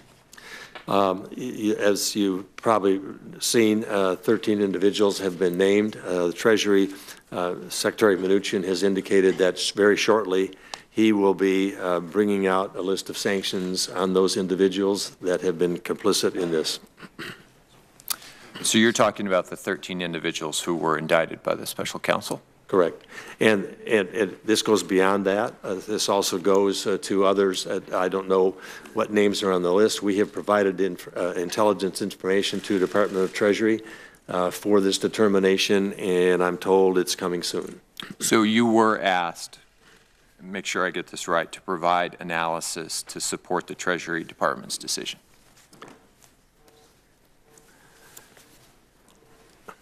I can't say that. Well, I don't know that there was a direction on that. All I do know is that we have been engaged in providing intelligence on this subject continuously. When Treasury Department made their agencies. initial decision about their release of names, but they did not choose to sanction any individuals at that time, were you asked to provide analysis for them to be able to come up with that decision? I would have to go back and just double check whether this was just part of our regular ongoing provision of information or whether there was a specific ask on this. I'd be happy to get back to you on that question. Yeah, I would look forward to that. We've talked a lot about sanctions against Iran, a lot about sanctions against North Korea. It seems like there should be a focus on this. Thank you, Mr. Chair. Senator Cotton. Thank you, gentlemen, for your appearance today. The national security strategy says that we've returned to an era of great power competition, which I believe to be true. Threats of terrorism remain serious, but those threats become catastrophic primarily when they're supported by a nation state in one way or another. There are two main great powers in the world. We've talked a lot about two of them already, Russia and China, but I want to turn to a rogue nation that is perhaps the most urgent threat, North Korea, and follow up on some of the conversations we've had today. Director Coates, you said earlier that we're still ascertaining exactly what's happened on the Korean Peninsula in the last few hours between the South Korean delegation that went to Pyongyang and what it means. Is it your understanding that any talks between North Korea on the one hand and South Korea and the United States on the other hand would be talks without any concessions made to North Korea? My current understanding is that no concessions were, that topic was not raised. Part of the problem we have with North Korea and the reason we got to where we are is that in the past 2 or 3 decades, we've consistently granted concessions just to get them to sit down and talk to us. That is correct. So it's one thing to sit down and talk with an adversary. We did that with the Soviet Union throughout the Cold War. It's another thing to bribe that adversary to sit down and talk with us. Talk is cheap. So we shouldn't play Charlie Brown to their Lucy once again on that football. There has been a football and there have been a lot of misses. Thank you. Some people talk about the possibility of deterring North Korea the way we deterred the Soviet Union. That makes some assumptions about the nature of the North Korean leader and the North Korean regime. I want to reference a report from the New York Times last week that cited the UN panel of experts on North Korea saying that North Korea is suspected of exporting large amounts of material to Syria that could be used to develop chemical weapons and also missiles that could deliver those chemical weapons. Do you care to comment on those reports from last week? We know in the past that there has been a transfer historically between North Korea and Syria relative to what's currently going on, and we'd have to discuss that in the classified session. Okay, perhaps we will do that. But that sounds like the kind of thing that North Korea would do, doesn't it, given their history? Given their history, it sounds like it. Yeah. And that makes them somewhat different from the Soviet Union. The Soviet Union, of course, had a nuclear arsenal that could destroy the American way of life, but they rarely transfer that kind of weapons of mass destruction technology to rogue nations like Syria, correct? I'm not sure I have enough information to say yes or no on that, but that's... It's a risky, we have some history, that's for sure. Very risky to transfer nuclear, chemical, or biological technology if you care for the long-term preservation of your regime. But given this economic and diplomatic situation that North Korea faces, I think that makes them somewhat different than the Soviet Union in the Cold War. General Ashley, let's turn to a brief comment you made, I think, in an exchange with Senator Fisher about the indirect fire systems that North Korea has on or near the DMZ. Sometimes the North Korean leadership says they could turn Seoul into is it a lake of fire? Is that what they call it? Yeah, I'm not sure of the phrase, but it would be a significant amount of casualties. Something like that, yeah. You also mentioned that a lot of North Korea's military weapons are Soviet-era systems. Do we know what percentage of those mortar, rocket, and artillery systems in North Korea's arsenal are Soviet-era systems, which means by definition now at this point at least 27 years old? Yeah, I would say the majority of them are. We can give you an exact breakdown. Okay. Of that percentage, do we know what percentage of those are very well maintained by the North Korean military? So my understanding is the level of maintenance is pretty good on the systems. Now, there's going to be a degree of atrophy over time, but our expectation is those systems will work. And what about the availability of the parts and the ammunition rounds that all of those systems would need? So that becomes more problematic in terms of amount of ammunition and supply parts for replacements. Because those are not widely available on Correct. the international arms market? Correct. And then finally, those systems don't fire themselves. They need well-trained crews to fire them. Do we have an assessment of the training level of the North Korean armies at the crew level and how they can operate all those systems? So we watch their winter and their training exercises. They've shown a level of discipline and expertise. I don't know that I can take that all the way down to the crew level, but I will go back to the comment I made earlier that Kim Jong-un, far different from his father in the level of rigor that they've applied to their training regime to make sure their crews are ready. Yeah. So when you pile up all of those estimates on top of each other, though, there is some question about the overall effectiveness of North Korea's indirect fire systems, probably a little bit less than what the North Korean leader suggested it might be, but still a grave threat to South Korea and to American troops on the peninsula. Is that right? Still a great threat. Finally, what's the quality of North Korean air defenses against U.S. aircraft? So let me take that into a closed session. That's a little more complicated answer. Okay, thank you. Appreciate it, gentlemen. Thank you. Senator Kane. Thank you, Mr. Chair, and thanks to our two witnesses. I want to just first begin by applauding your prepared testimonies. I know you have to summarize very briefly at the top of this hearing, but both of the prepared sets of testimony are very strong. In particular, I noticed both of you focused upon protracted conflicts, environmental challenges, et cetera, leading to migration and displacement, and the security challenges caused by displacement. General Ashley, you indicate, as of October 2017, protracted conflicts and ethno-sectarian violence have increased global displacement at the highest levels on record, according to the United Nations. I'm going to come back to that in a second. And Director Coates, you have a strong section on environment and climate change at page 16 and 17 of your written testimonies that are important. I've been disappointed with some of the environmental agencies in the administration for not acknowledging that, scrubbing websites, not talking about it, but you're very straightforward about the challenges that are presented in our security environment in this section, and I'd encourage my colleagues to take a look. Here's a worry that I have. Would you agree with me that the title of the hearing is Worldwide Threats? Would you agree with me that one of the best ways we deal with worldwide threats is stronger alliances, more allies? I agree with that. General? Senator, I agree. Here's a concern that I have about the administration. There seems to be a number of areas in which we're isolating ourselves from allies. It could be the failure to nominate ambassadors. Senator Reid talked about that. It could be proposals to reduce dramatically the budget of the State Department and USAID. That's ongoing. It could be the pulling out of the United States of international accords, whether it's pulling out of the Paris Accord, stepping back from the UN Compact on Global Migration, threatening to step out of an Iran deal. threatening to pull out of a Korean trade deal, threatening to pull out of NAFTA, starting tariffs which could suggest trade wars with allies, even tweets about allies and adversaries and even our own diplomats. I worry very, very much about sort of an isolationist attitude. If one of our immune system's strengths in dealing with worldwide threats is strengthening alliances, I'm very nervous about this right now. Let me ask you about two things that concern me. First, since you both focused upon the displacement and refugee challenges, and Director Coates, you actually in your own testimony near the end talked about this as a significant phenomenon, whether it's war, violence, natural disasters, weather events, droughts, corruption, causing migrations of population. And we've seen the challenges that Syrian migrants have compounded in Europe, for example.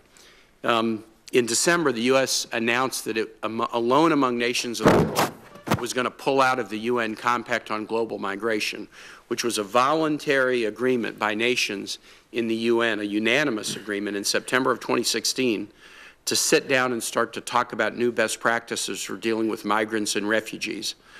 Completely voluntary, no incursion into the sovereign ability of any nation to make their own immigration decisions.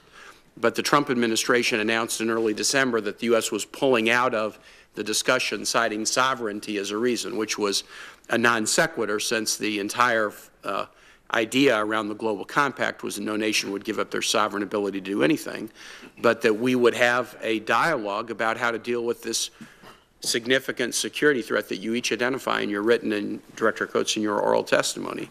Why is it a good idea for the United States to pull out of a global discussion about the way to deal with the human displacement problem that you each identify in your testimony?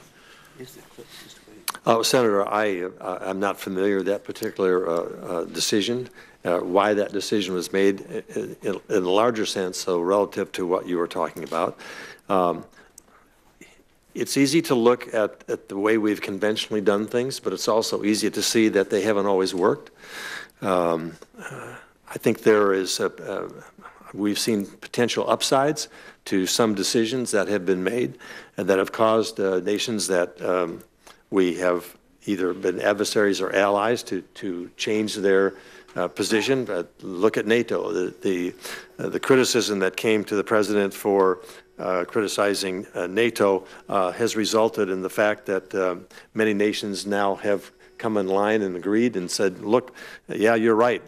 We haven't held to our commitments. We haven't treated NATO as something that is necessary. There are a number of nations that now have changed their position on that. And relative to trade, other benefits that have come from and decisions that have been positive. So just going back to the conventional, let's always do it the way we've always done it. Really hasn't worked very well. I just want to comment this, and I'll have one question for the record. I get that, questioning existing institutions, could they be better? That's one thing. This was an initiative that was just being started.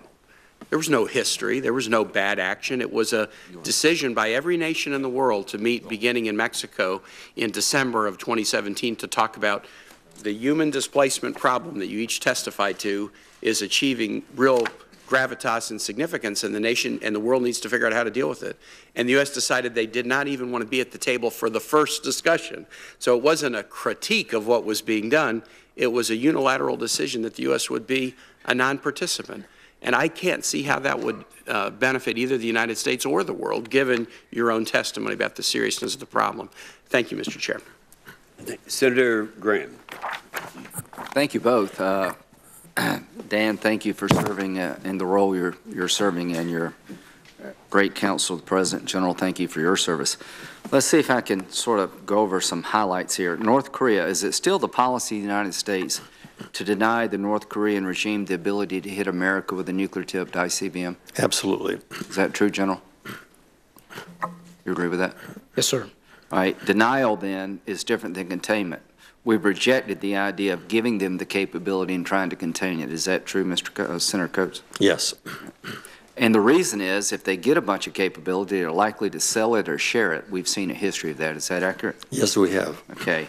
Let's move to, and to follow that concept through, as a last resort, military action is on the table. It is on the table. Okay. Iran. when it comes to the Iranian involvement in Syria, aligned with Russia, do you believe we have a sufficient strategy to contain the Russian-Iranian threat in Syria? We certainly are working on one, and it is of constant discussion in terms of how we see that problem. It clearly is a major issue that needs to be addressed. Okay. Well, I want to congratulate you on the fight against ISIS. I think you've done a great job, and the results are on the ground. But the sooner you could come up with a counter-Iran strategy in Syria and other places, the better. I just got back from a trip to Israel. I was informed by the IDF that basically there are thousands of missiles and rockets in southern Lebanon pointed at Israel. Do you have any reason to doubt that in the hands of Hezbollah? No reason to doubt that. In response to your previous question, there is a strategy in place relative to the Iranian engagements throughout this very difficult part of the world and what Iran has been doing. Maybe in a different setting we can talk about that. I'd be happy to do that. Because I'll just be honest with you, Director Coates, I got back and from Israel and Jordan is not bearing fruit. Do you agree with the idea that the United Nations Interim Force Lebanon has failed when it comes to protecting Israel's interest in southern Lebanon? I would agree with that. You agree with that, General Ashley? Sir, I don't think that's my place to make that assessment. Okay, fair enough. So Israel told us, our delegation, they need more ammunition and backing from the United States if they have to go into southern Lebanon because the Hezbollah rockets and missiles are integrated within apartment complexes, schools, and hospitals. They have made civilian targets in play. Hezbollah has. Does that make sense to you? Can you confirm that? Given the sources of it, obviously we'd like to talk about that in detail in a closed session. Right. But yes, publicly that has been pretty clear. Well, I just want to let the committee know it's just a matter of time before Israel has to act. They're actually making precision-guided weapons inside of southern Lebanon. Hezbollah is, and they couldn't do it without Iran. The Iranian nuclear agreement, is it still the policy of the president that we need a better deal with Iran? Yes, it is. And one of the concerns of the current deal is the sunset clause. That is correct. Under the sunset clause, the mere passage of time, Iran can enrich and reprocess without limitation. Is that correct? I believe that's correct. And General Ashley, and I think the policy of the United States is that anytime they get within a year breakout, we should reimpose sanctions. Do you understand that to be the president's position? I understand at the point they can start to enrich beyond 3.67 that it would take about a year to put a weapon together. Well, I totally support the president's belief that we need a better deal, replacing the sunset clause with something better. Do you agree with me, Director Coates, that if the Arabs are going to just assume Iran gets a nuclear weapon over time unless something changes under the current agreement? I think that's a reasonable assumption. Yeah, that's what they've told me, is that they're going to respond in kind. As to Russia's interference in our election, I have legislation with Senator Gillibrand that sets up a 9/11 style commission to look forward where people from the private sector can come forward to give us recommendations about how to harden our infrastructure regarding the 2018 election. Can I send that to you, and would you give me some feedback if you could support I'd be that? happy to do that. General? Sorry. So how likely is it the 2018 election is going to be compromised by Russia? We have not seen evidence of a robust effort yet on the part of Russia, but we know their malign activities continue to exist. If the past is any indication of the future, is highly likely. Would you agree with that? It's highly likely that they will be doing something. We just don't know how much and when, where. Do you agree with that, General? Senator, I agree. Okay. We have a policy of mutual assured destruction. If we're attacked by nuclear weapons, we will wipe out the country who attacked us. Do we have anything like that in the cyber arena? Not to my knowledge. Do you think we'd be well served to let countries know you attack America through cyberspace at your own peril? Well, I think that message has already been delivered, but if it hasn't, it needs to be. Thank you both for the job you're doing for our country. Thanks, sir. Senator Peters. Thank you, Mr. Chairman, and our witnesses today. Thank you for your testimony and your service. General Ashley, what is your definition of political warfare? When you hear that term, how would you define it? So I think more in the information domain, that it is really I hate to use the word, kind of the whole of government, but it is kind of information, which is kind of how they use some of the phrases, that it is targeted toward the populace writ large. And if you look in the context, we'll use, since we talked about Russia, they have a thing that's in their doctrine, it's been their doctrine since back in the 60s, called reflexive control. And what they do is they use a level of influence to try to take you down a path to make a decision you think it is your own. And so that's nothing new. But as we look at it in the context of what's evolved over the last couple of years, it's the ubiquity of communication, social media, and other means by which you can deliver those messages. But that has been integral to their strategy for probably really since back in the 1960s. Right. So basically, many of the things that we've been talking about here could very easily be defined as political warfare. So would you agree that we are engaged with an adversary that is using political warfare against the United States? So I don't know that I don't have a doctrinal term, and I can say that it's, warfare in the context of warfare. I think it's at least in the context it's information confrontation in terms of how the Russians look at it. At least in the context of the term political warfare, it is consistent with that. Senator Peters, could I interrupt for just a moment? Senator Wicker presiding. Thank you. Thank you, Mr. Chairman. Is that correct? It is in the context of that. Well, I'd have to look at, for the exact definition of what political warfare constitutes, which I can't tell you what that is. That's fine, General. I just was recently reading a report here from the Brookings Institution by authors Palyonkova and Boyer, and I found emerging threats section in the report particularly interesting. I want to read it and get your comments to it about emerging threats. They write in the report, the future of political warfare is in the digital domain. The influence tools used by Moscow against the West are still fairly basic. They rely on exploiting human gullibility, vulnerabilities in the social media ecosystem, and lack of awareness among the public, the media, and policymakers. In the 3 to 5 year term, however, these tools will become more advanced and difficult to detect. In particular, technological advancements in artificial intelligence and cyber capabilities will open opportunities for malicious actors to undermine democracies more covertly and effectively than what we have seen so far. In addition, increasingly sophisticated cyber tools tested primarily by Russia in Eastern Europe have already affected Western systems, and an attack on Western critical infrastructure seems inevitable. That's end of quote. General, what do you make of that statement? So I say there's validity to the statement. Attribution could become more difficult, but at the same time, what we've seen transpire in Europe, you had the level of influence that the Russians tried in a number of elections, whether it's in the Chechnya, whether it's France, Germany, other nations, Norway. Because of the heavy-handed and the nature in which they did that, it really kind of illuminated what they were doing. And so people became more suspect. But the more that we talk about this, it's in the public domain, the more people may question the information that they see that's out there. So they may question whether or not this is in fact true or it's being used to influence them toward a particular outcome. The point they also make in the report, you said it's easy to see some of it because of its heavy-handedness. Rapid advances in machine learning and artificial intelligence, it's going to become extremely difficult to see exactly what's happening. Would you agree with that? I think there's an AI application. My analogy on the NATO particular piece of that is because it came in the public domain and we talked about it. And so then people started looking for it and they started to see it. My final question is, a lot of this misinformation and the tools that are being used and will be exploited in an increasing fashion in the future are able to, or use big data, basically the weaponization of big data. How do you approach that concept, and what are you doing in regards to that? First off, do you believe that is a significant threat, the weaponization of big data? I think it is a threat.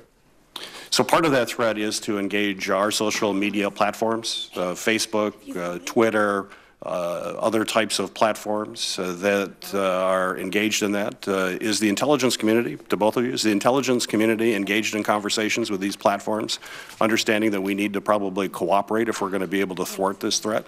General, you first. Is that necessary? I'll drag it out. Or Director Coates, I'm sorry. What do you mean? I was going to let the Director take that. So let me take the context of big data in terms of our understanding. So as we start seeing what's changing now really in the character war, you have speed of decision. So there's all these disparate things that are happening globally, all the information that's moving around. For us, from the intelligence standpoint, on the military side, it's being able to see the indications of warning, being able to see the faint signals of conflict that may be coming your way. And so to take all that disaggregated information and aggregate it in a way where you can start to see trends, indications, and warning, and it gives the analyst time to start to think about what he or she is seeing. For us, that's kind of really one of the big applications for big data in terms of sensing the environment. So it is a critical capability that we're focused on. Great. I'm out of time. Thank you. Senator McCaskill. Thank you so much, and thank you for the indulgence of my colleagues. I haven't voted yet, so they're letting me do this out of turn so I can quickly try to make a couple of points. You know, Director, I liked your analogy about the bear coming out of hibernation. I think it's a really accurate description of what's going on with Putin and Russia. As you described it, the bear is out of hibernation, grabbing countries, and I would add to that, attacking democracies. Would you agree? I would agree. Okay, but we're not hunting bears, the United States. And that is, by and large, because the commander-in-chief doesn't appear to be interested in hunting bears, which is very frustrating for all of us, whether it comes to sanctions or whether it comes to direct action. Russia is not feeling the might of the United States of America. And Admiral Rogers was very clear here last week that he is not being commanded to use the tools he has to go after Russia. And as Senator Graham indicated, those bears are now colluding with Iran to threaten directly our best ally in a very dangerous neighborhood, and that's Israel. So I wanted to get that on the record. I also just wanted to ask you quickly about the security of our supply chain for our weapons systems. This is something that really concerns me, and this I would direct to both of you. We now know that the requirements of China and Russia to review proprietary information of United States companies in return for opening their markets to United States companies could cause real problems down the line. Do either of you support that we should require U.S. companies to tell us if Russia or China is requiring them to open up their proprietary source code as a condition of doing commerce with those two countries? I don't know if that decision has been made. It has some implications that would bear some legal examination of the issue. But it is, you raised the right question. I mean, it is a concern, and looking at the supply chains and down through. But whether we're in a position right now legally or with the authorities to enforce that against various companies, I don't have the answer for that. I don't know, General, if you on the military supplies chain have taken. Yeah, so ma'am, I don't know whether we put those laws in place, but from a supply chain risk management, the point you bring up is critical, and that we have to be really much more cognizant and less naive about where our technology is coming from, especially on the acquisition side. And when you look at the components that are brought in, so for example, if I have a contract with you for something and you have a subcontract with Senator Wicker who has a subcontract with Senator Warren in this case may represent Kaspersky Labs, and that is a problem. But it was not written in the contract that you had to be able to preclude that from happening. So we're getting smarter about supply chain risk management and doing more on the counterintelligence forum to be able to uncover those relationships. I would really like recommendations from both of you, what we can do in the NDAA to give you the legal tools necessary to require U.S. companies to let us know when they're being required to reveal source code in important proprietary software that in order to do business with people that are not always our friends, and secondly, what we can do to require more transparencies with subcontractors for the protection of our weapons system supply chains. If both of you could make us any recommendations, I think that this committee on a bipartisan basis would be interested in giving you whatever tools are necessary for that really desperately needed protections. Thank you both. Thank you, Mr. Chairman. Thank you. Thank you, Senator McCaskill. Director Coates, Senator McCaskill made a statement, you agreed with it, then she made another statement, and I suspect maybe you didn't agree with that one, but you weren't asked whether you agreed. So let me see if we can expand on that. Last week, U.S. government approved selling 210 Javelin anti-tank missiles and 37 launchers to Ukraine. The Javelins represent the type of defensive lethal aid that Ukraine has been calling for from the United States since Russia's illegal annexation of Crimea. So in that sense, we're fighting the bear in that regard. Is that correct, Director Coates? Yeah, probably General Ashley has more knowledge about the impact of Javelin missiles and weapons that we sent to Ukraine, but yes, that is a pushback. General Ashley, in that sense, we're engaging the bear. Senator, so you're correct. I think what we're showing also is a good faith measure toward our partner in Ukraine as well. I think one of the most strategic acts in the next few months or in the next few years is that Russia demonstratively lose in Ukraine. Do you agree with that? That's a very strategic objective. I think that is a strategic objective. Yes.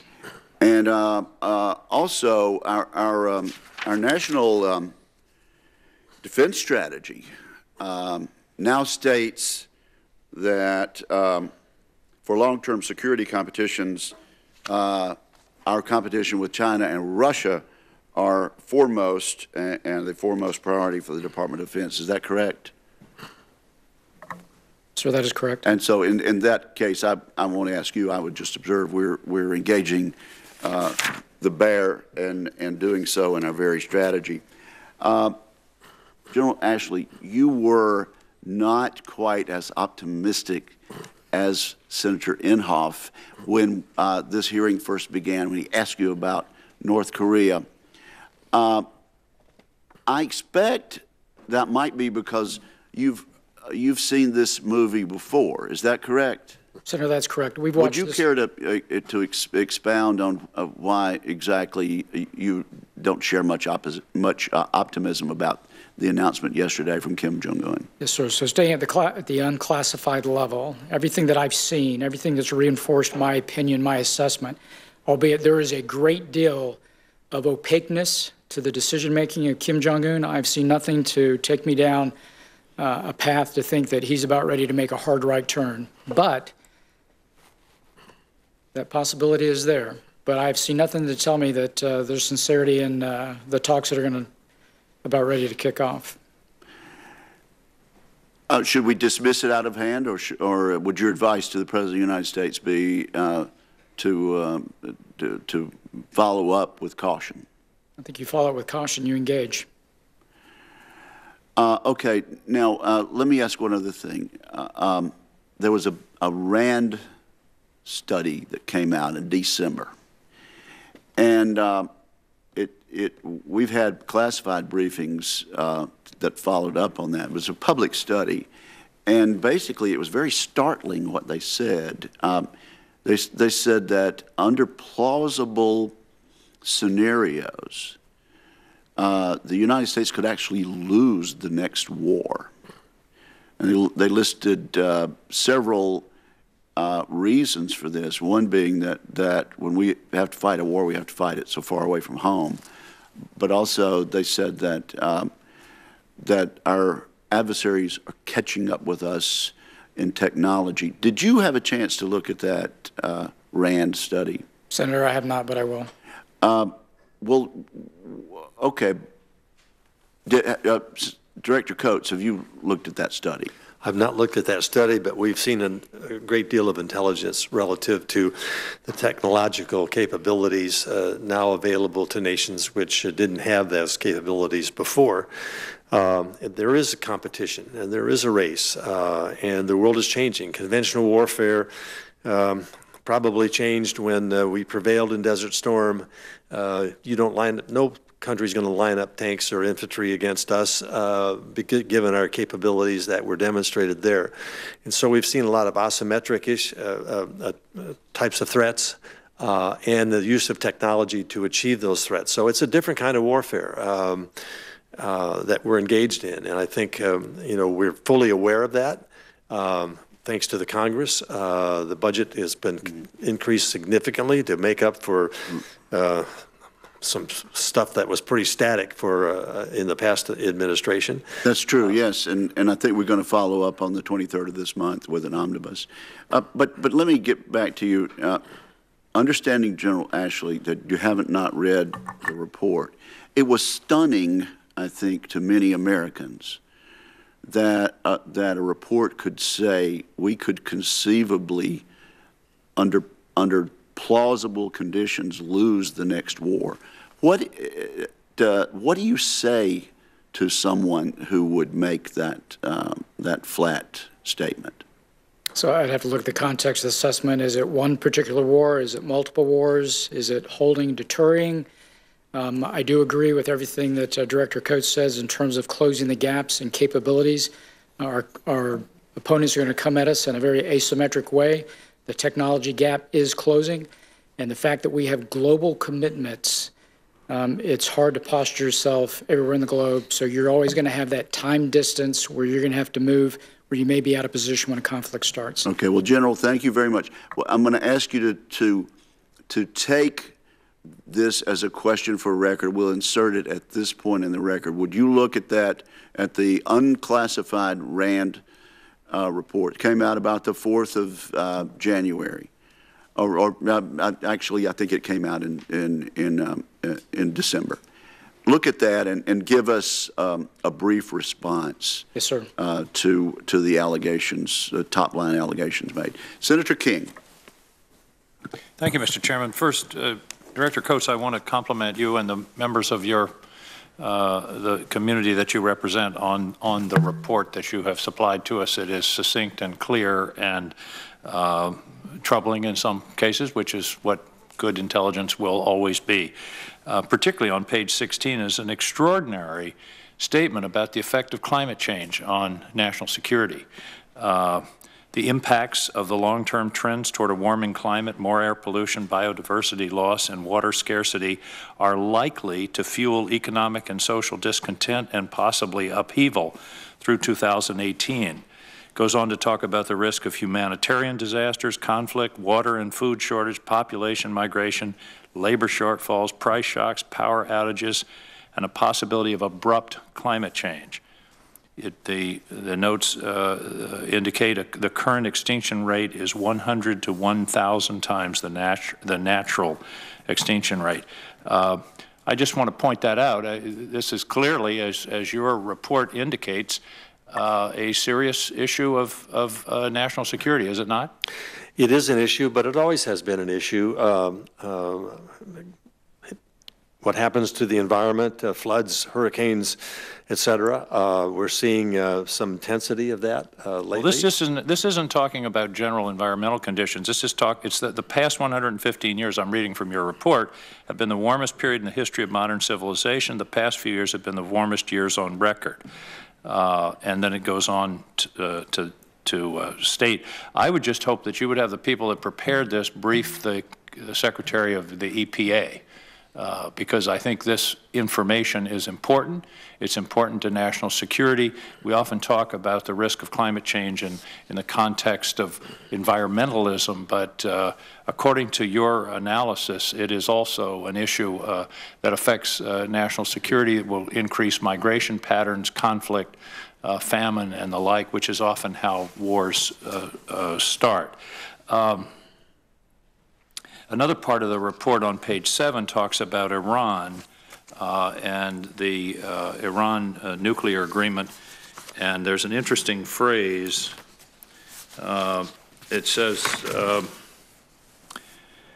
Iran's implementation of the JCPOA has extended the amount of time Iran would need to produce enough fissile material for a nuclear weapon from a few months to about 1 year, provided Iran continues to adhere to the deal's major provisions. Is it the judgment of the intelligence community that Iran has thus far adhered to the deal's major provisions? Yes, and the judgment is there has been no material breach of the agreement. And the JCPOA, I'm again reading from your report, has also enhanced the transparency of Iran's nuclear activities, mainly by fostering improved access to those nuclear facilities for the IAEA and the authorities under the additional protocol. So if the Iran agreement were abrogated, we would lose that visibility into the Iran nuclear enterprise. Is that not correct? Well, we've built a number of capacities relative to that, even since the agreement. So to say lose that I don't think would be accurate. Diminish? It potentially could diminish. I think you can do better than that. It would diminish, would it not? The IAEA would certainly not have the access that they currently have. No, they may not. On the other hand, we have provided other means, and we've significantly upped our game in terms of our verification procedures. In your assessment on page 18, you talk about China. Again, interesting language. It talks about China's security interests with regard to the South China Sea, the East China Sea, and Taiwan. Uses the language, it uses language of national security in those regards. Sovereignty claims East China Sea, South China Sea, and Taiwan. But then it goes on to talk about its efforts aimed at fulfilling the Belt and Road Initiative to expand China's economic reach and political influence. My question is, what is the intelligence community's assessment of what China wants? Is China want, are they moving toward military aggression and enlargement of their territory, or are they looking more toward political and economic influence in the region? It appears to be the latter. While China is modernizing its military, is increasing its spending, most of it appears to be done for a deterrence purpose rather than aggressive purpose. They have clearly have a strategy of using credit and loans to countries around the world, particularly in strategic places, and then combining it with some military capacity. South China Seas, their new base in Djibouti. We see that China is seeking, I think, to become a world power with great influence on a global basis, and they're using a number of techniques that are far more than just the typical military land grab that we see more likely with Russia rather than China. Right. Thank you, sir. Thank you, Mr. Chairman. Thank you, Senator King. Senator Sullivan. Thank you, Mr. Chairman. And gentlemen, good to see you again. Thanks for your wonderful service. Wanted to just comment, I saw my colleague Senator Kane making some comments on some of his concerns, particularly as it relates to alliances and how we're focusing on those or not. I think it's a good point. I agree with him on it. But one thing he actually didn't mention was the unprecedented delay of the confirmation of many of the people that the President has put forward in terms of the national security, foreign policy area. So you don't have to comment on that, but I wish if we have challenges that we can agree to expeditiously move some of these nominees as opposed to delay. I wanted to ask about China with regard to, there's been a lot of press recently about some of these, I don't know if you would call it soft power, but Confucius institutes on campuses throughout the United States, and how kind of the dollar diplomacy in some of our top universities is really starting to have an impact, and people are starting to wonder what these Confucius institutes are really up to. First of all, Director Coates, do you think that China would allow for kind of the equivalent? Let's say we had the U.S. government trying to put forward James Madison Institutes or Alexander Hamilton Institutes about freedom, liberty, free speech, the rule of law on Chinese campuses. Do you think China would allow that? We certainly don't have any assessment that I could give you, given China's control over what is done in China through its institutions, both public and private. It would likely be a harder hurdle to cross than it would be for the... Probably very unlikely, wouldn't it?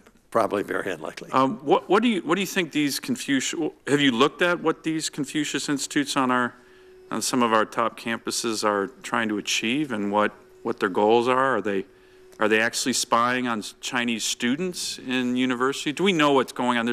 Like I said, there's been a number of articles just in the last few months on these. Yeah, there has been significant interest in this. In fact, we have some studies going on and some investigations going on relative to what China is doing and what their real intent is, and what much of it is linked to the Chinese government policies, rather than just students wanting to come to get a good education here. So we take that very seriously, and assessing where China is and where China is going, this is part of the effort. Well, it would be good to be able to see those reports and brief the Congress on it, because I think there's a lot of us on both sides of the aisle that are interested in that.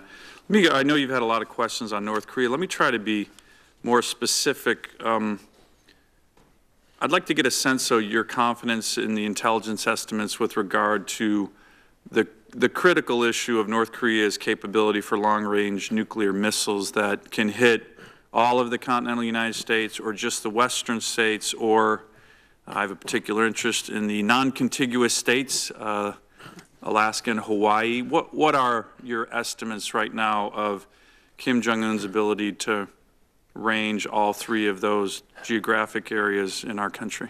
Well, we know China has tested the ability to, with ICBMs and intercontinental ballistic missiles, that they have the power to reach all parts of the United States. We know they've tested a high-yield nuclear device. We assess they will continue to do these testings. Specifics of what you are asking, I think, is better moved to a closed session rather than here. The President has put forward what I would consider a red line in terms of U.S. policy. I think you, in one of your hearings recently, agreed with that he's saying we're not going to allow the North Koreans have the capability to have an intercontinental ballistic nuclear missile that can hit the United States. That would include my state of Alaska, which is a little closer. Has North Korea crossed that red line yet? I don't believe they've crossed that red line yet, but I think that policy is still in place. And do you think they're going to cross that red line within the year, 2018? We do everything we can to assess what Kim Jong-un is thinking and what the regime might do, but it's been unpredictable, as you know.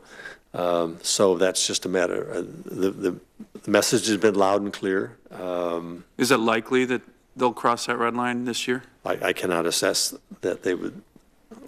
Well, when you define red line, are you talking about? I'm talking their about the capability or to fire an intercontinental ballistic nuclear missile that can range any state in America, including Alaska and Hawaii. We know they're pursuing their capability. Whether they exercise that capability or not, that would cross that red line is, we don't know. Thank you. Thank you, Mr. Chairman. Thank you, Senator Sullivan. Senator Warren. Thank you, Mr. Chairman. So the Committee on Foreign Investment in the United States, CFIUS, reviews acquisitions by foreign companies to ensure that they don't threaten our national security. And the Director of National Intelligence investigates the national security risks proposed by proposed foreign investment transactions. So, Director Coates, your threat assessment observed that China and others are using legal ways to acquire American early-stage technologies, and that these foreign acquisitions erode our competitive advantage. So I'd like to explore that just a little bit. General Ashley, as head of the Defense Intelligence Agency, you look at foreign acquisitions of U.S. technology through the lens of national security risks to the supply chain for our government and our military. So I want to pick up on this where Senator McCaskill left off. Given that China and others will continue efforts to acquire our technologies, how well are we identifying emerging technologies that are critical to maintaining our military advantage over our adversaries, both in the near future and beyond? So what I can speak to are the technologies that are coming out and what we do to go through the supply chain risk management, counterintelligence, how we examine those that are tied into the department. If I can, General, let me just narrow the question up. The question I'm asking is, are we doing a good job of identifying all of the critical technologies that are subject to the Chinese? That's the first part. You got to know that it's within your lens to take a look at. Yeah, I can't speak to the totality of everything that's out there that would be examined. But when you talk about how they acquire it, some of it's legal, some of it is illegal, and some of it is that are starting to build their own technology now. I understand that. I'm a little concerned, though, about our ability to monitor this in advance. I'm very concerned. Let me ask this, General Ashley. Do you believe that government investment in basic scientific research is critical to developing those technologies that maintain our military advantage? I do. Good. You know, I think it's important for us to be proactive in identifying emerging technologies that foreign adversaries will try to poach, and to continue investing in the research that strengthens our economy and our national security. So that's the point I'd like to underline today. I also have another question I want to ask. I want to pick up where Senator Heinrich left off. One of the tools we have to hold Russia accountable is sanctions. Congress overwhelmingly passed a law last year requiring sanctions on anyone that engages in cyber attacks on behalf of the Russians. The Trump administration has not imposed these required sanctions, even though Russia will continue trying to interfere in our elections. So last week, I asked the NSA director what message it sends to Vladimir Putin when the Trump administration does not implement mandatory sanctions to counter Russian cyber attacks. Admiral Rogers said, and I will quote him, "I believe that President Putin has clearly come to the conclusion that there's little price to pay here and that, therefore, I can continue this activity." And he concluded by saying, quote, "Clearly, what we've done hasn't been enough." Director Coates, do you agree with Admiral Rogers? I do believe what we've done has not done enough. Sanctions are under consideration, and the Secretary of Treasury has indicated, I think as early as next week, he may be listing some of those sanctions. But clearly, we have not successfully countered in an offensive way, rather than defensive way, how to deal with some of the cyber attacks. So you agree that we have not done enough. How about Admiral Rogers' statement when he says, "I believe that President Putin has clearly come to the conclusion that there's little price to pay here," meaning for Russian cyber attacks, and that he can therefore continue this activity? Do you agree with the Admiral on that? I think they have seen some successes. I don't know to what extent they believe that the success they wanted to achieve. I do support what has been discussed relative to the transparency and informing the American people. And our job as intelligence communities to inform the American people of this so that they take exercise better judgment in terms of what is real news and fake news. Wait, you think our job is only to inform the American people? I think our job is I didn't say it was the only thing. I did not say that's our only job. I said that's one of the things that we do. It's one of the things we do. That's correct. So did you agree with Admiral Rogers' statement or not? I didn't hear whether there was a yes or no in there.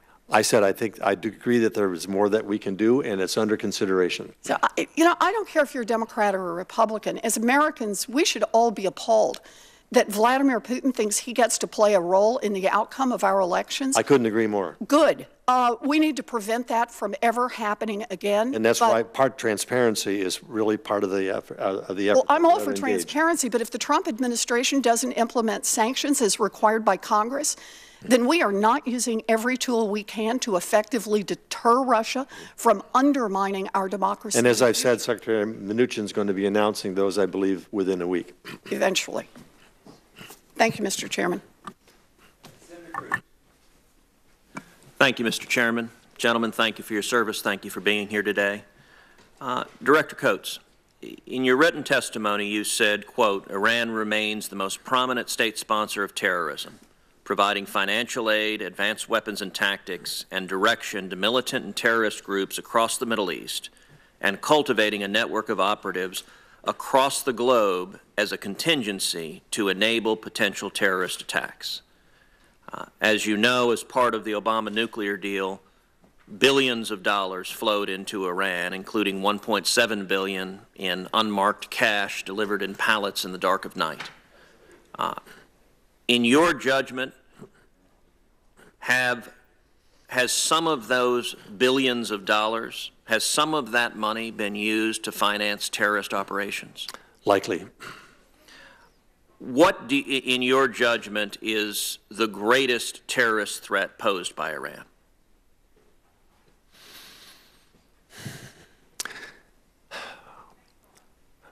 Iran has a lot of malign activities going on right now, but it seems to me that the greatest current threat is the support for Hezbollah and Hezbollah's positioning itself against Israel. That has turned into a hotspot, and Iran has made this possible for Hezbollah to move into Syrian territory very close to Israel and arm themselves to the point where it could turn into a major conflict. Well, and indeed, in recent weeks, we saw for the first time ever an Iranian drone crossing into Israeli airspace, piloted by Iranians.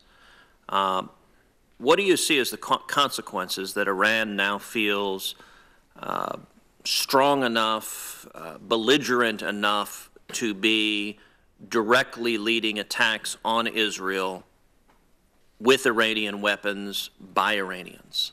Well, it could have very serious conflicts, conflict result from all of that. We know Israel will not be able to tolerate that kind of threat directly on their border.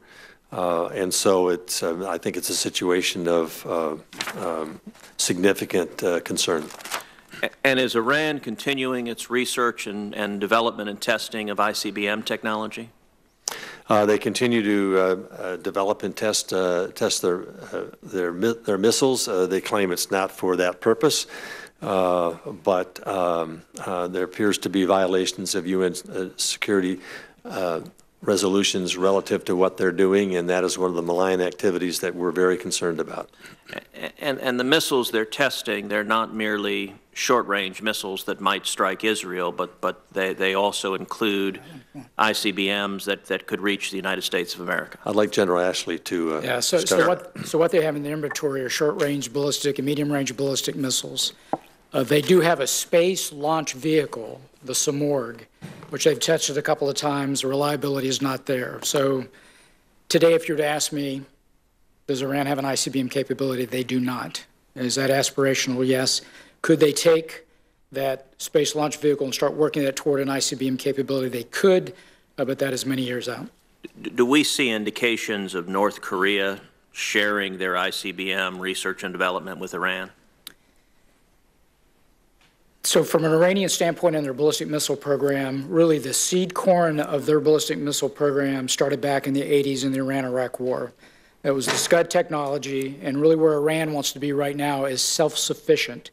So they want to have the ability not to depend on North Korea like they did back in the 80s.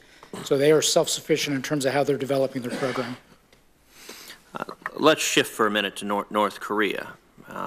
In January 2018, Kim Jong-un publicly called for, quote, contact, travel, and cooperation between North and South Korea. And then yesterday, Kim Jong-un hosted a 10-member delegation of South Korean officials in Pyongyang. And according to President Moon's national security advisor, who led the delegation, North Korea signaled a, quote, clear intent to pursue denuclearization and is willing to hold talks with the U.S. Director Coates, do we have any reason to believe that Kim Jong-un would be willing to give up nuclear weapons? He has repeatedly stated that he would not give that up. He sees that as existential to his regime's survival and to his own survival. We have seen nothing to indicate otherwise that he would be willing to give up those weapons. So what do you make of these statements to the contrary? Is this simply propaganda? Is this, what's your assessment of it? Well, I think it's too early to make a clear assessment. We need to hear from our interlocutors who will be coming here, as well as South Koreans, to discuss what they have discussed. I spoke earlier about my history here of watching this movie a couple of times before. both Republican and Democrat administrations, the frustration of getting into talks with North Korea and not succeeding, buying them time to do what they want to do. So I have very, very low confidence in what their intent might to be, if their intent is for denuclearizing. We have seen no evidence to that point, to that decision. General, do you have a view on this question?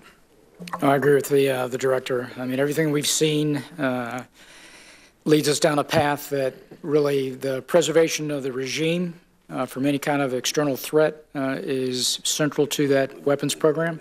And the lessons he's taken away from the likes of Gaddafi that have given up programs puts him at risk.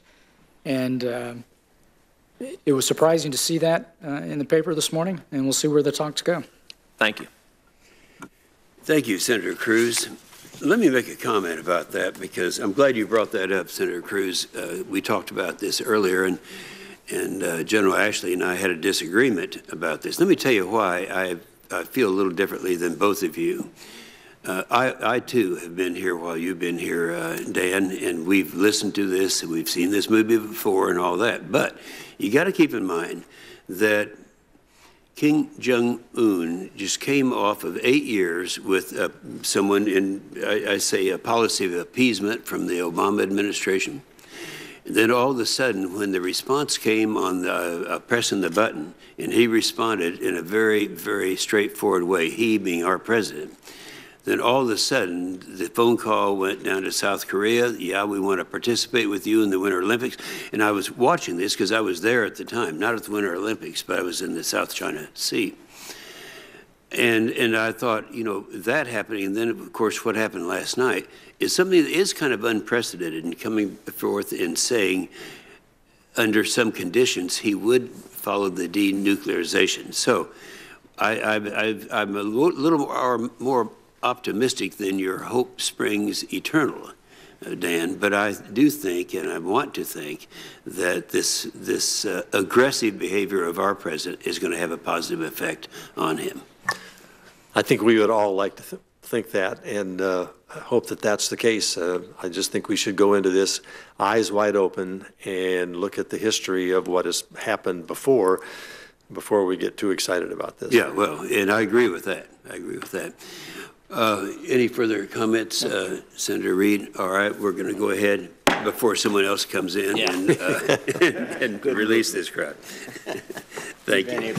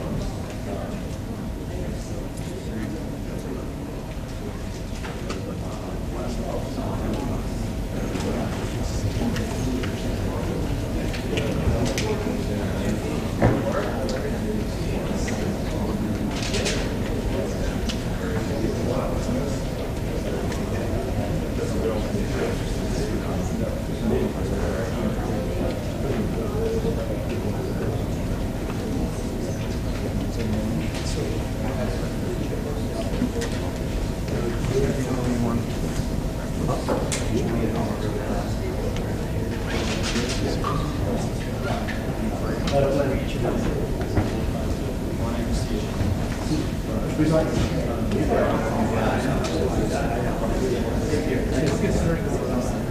you.